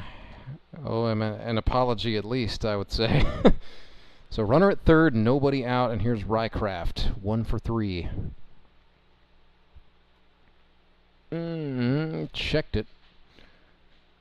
Ball 1, says the man in charge, Tyler McNeely. So 1-0 to Rycraft. Run at third. Give him a run up by, there you go, ball 2. Yep, Mountain Ducks have to feel like they can get Gallion in, and now it's trying to think about what do you have to do to get the tying run to the plate. Ball 3. Paskey missed high. In the event that Paskey would get the hook, I'd have to think it will be either Seth Burns or perhaps Courtney Spitz himself for the Nixa Suckers going to the hill.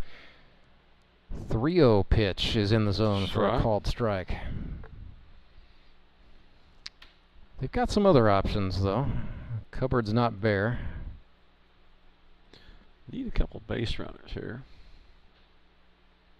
That's Rycraft, yes indeed. This is going to be Chops trouble. it to short. Butterfield stabs at his throw, not in time. 7-4 as Gallion comes home, and Logan Rycraft legs out a big infield single. Talk it over on the mound a little bit. Yeah, I'd say it's time to chat. 6 hits apiece now. Mountain Ducks saved the big one for the end, perhaps, and so the question is, is it too little, too late? But now you're in a situation where the tying run is in the on-deck circle. Pretty good part of their order here, too. And yeah, it's getting a little bit meaty. You got Thomas Brand, you got David Edwards. He is that man in the on-deck circle, and then Tyler Jones up and taking some practice cuts with a helmet on. Be taking a pitch here still. And that would be a good pitch to take. You don't want that. Yeah. Make him throw a strike. It'll be 0-1 to the lefty Thomas Brand. And on the other side, maybe facing a lefty is exactly what Ethan Paskey needs to snap out of the funk he was in. Brand swung there. Foul tip, and it's 0-2.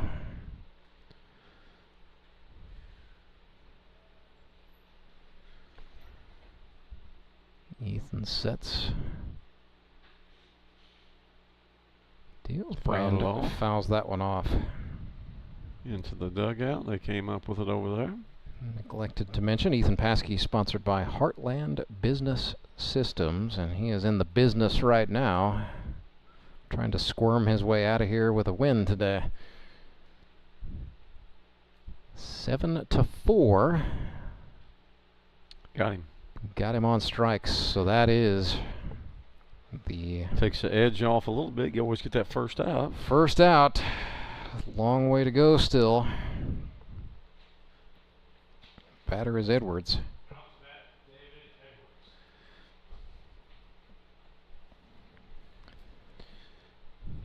It's David today, 0 for 3.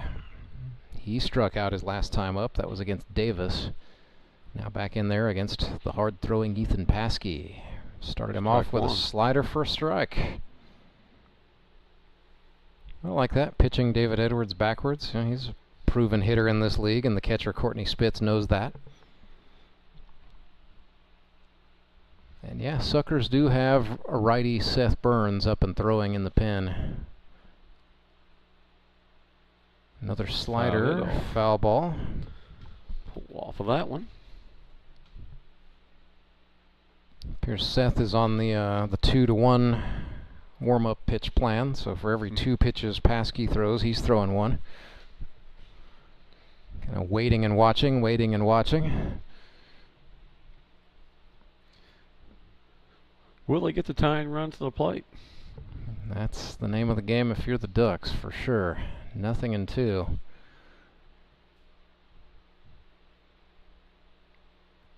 Oh, he tried to lean into that. Yeah, he did. Paskey threw the slider inside, and it just didn't quite have a lot of dip to it. He almost got his elbow on that one. Did not. Ends up being a close call, ball 1. 1-2 to Edwards. They go to the outer half. Got him on strikes. Foul tip into the mitt. Back-to-back Ks for Ethan Paskey, and the last hope for the Mountain Ducks is Tyler Jones. 0 for 1 today with a strikeout, and he got hit by a pitch. So 6 for 21 for the season. 55 base hits in his career. 36 runs batted in. He's been in the league since 2016. Well, you got to be careful with Jones, but you can't be too careful. Make him hit it. Over to first base. That was a pretty well-intentioned pickoff move there.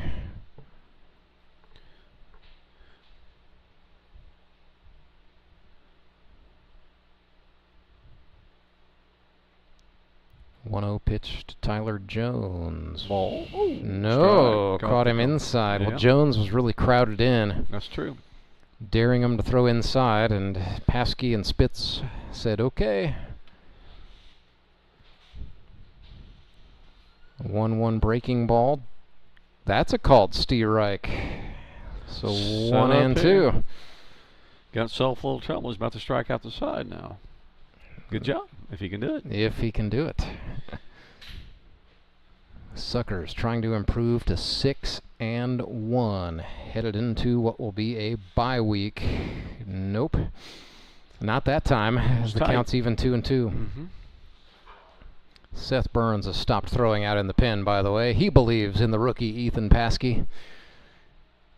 He says, come on, kid, get this thing done here.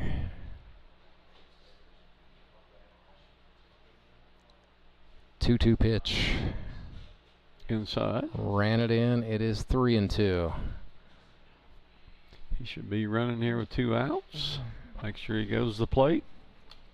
Jones needs a slap on in there between short and third. Got a lot of room over there. Definitely playing him to pull, aren't they? Yep. 3-2 payoff coming here. The runner Rycraft goes. Jones does indeed. Oh my gosh, Steve Lale, are you some sort of soothsayer? Somewhat.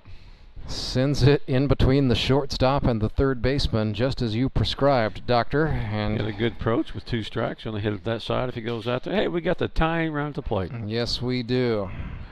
So if you're AK, your team's down 7-0, and you're getting that last in, we got the tying run at the plate down 7-0. Feel good about it. Yeah. Colton Simons. He gets a base hit. They might be feeling real good about it. Yeah, that would really inject a little bit of feel good into the Mountain Ducks right about now. That's a nice strike there. Paskey bends a slider. So a victory for him at this point might be a Pyrrhic one. He would like to punch out of this. Just go home and put it in the distant memories. Yes, Colton Simons has quickly fallen behind 0-2 on back-to-back sliders. 2 nice pitches there. Had total command of those. Paskey steps off. Well, he is aware of that the Mountain Ducks have speed on the paths. I would go the same pitch. You just thrown it perfectly 2 times in a row. Why not? Dance with the girl that brought you, right? Yes, indeed, and that was it. Ethan Paskey showing a little bit of grit. Didn't have his best stuff, but he threw 3 strikeouts in the 9th inning. Mountain Ducks put up 4, but the Nixa Suckers get the last laugh, winning 7-4. Suckers are winners. They improve to 6-1. Mountain Ducks fall to 2-5. And so as it stands, the Mountain Ducks are in the cellar and would have to face the Branson Showmen, but it's not quite decided there yet. As you got the Republic Locos and the Springfield Metropolitans coming up tonight at 6 on baseball night in the Ozarks. A Metropolitans loss would, well, no, the Metropolitans have head-to-head over Ozark, actually. And so for that reason, we're going to double-check that. I'll do that during the long break we got coming up here. But I think the Mountain Ducks might be cemented into that number 6 spot, and they'll have a date with the Branson Showmen. Going to crunch the numbers during the break, come back and tell you that definitively. Our Elite Promotions Elite Performer of the game, I'm going to split it here. We're going to go... I like the 3-run home run off the bat of Jordan Fitzpatrick, and he made some great plays defensively as well. Part of 3 double plays. So Jordan Fitzpatrick is going to share this with Mason Davis, who threw 3 shutout innings, and he was the pitcher who was out there for that 3-6 triple play. Good call. Where Hayden Gibson gets a big hat tip as well. So Mason Davis and Jordan Fitzpatrick, your Elite Promotions, Elite Performers of the game. Suckers win this thing 7-4. We're going to crunch the numbers from this game and crunch the numbers in the playoff standings. During the break, come back and talk it over with some of the fish right after this. Acme Towing Company. That's too far away. Let Henry's do it. Nah, we're ready to close. Let Henry's do it. Henry's is ready to take your call right now. From compacts to semis, Henry is here to help 24/7. Save yourself the hassle and make us your first call. Henry's gets there fast, offering multiple locations to serve the Ozarks. When you're stuck on the side of the road, make the right call. Let Henry do it. I need a change. My workouts are more flexible.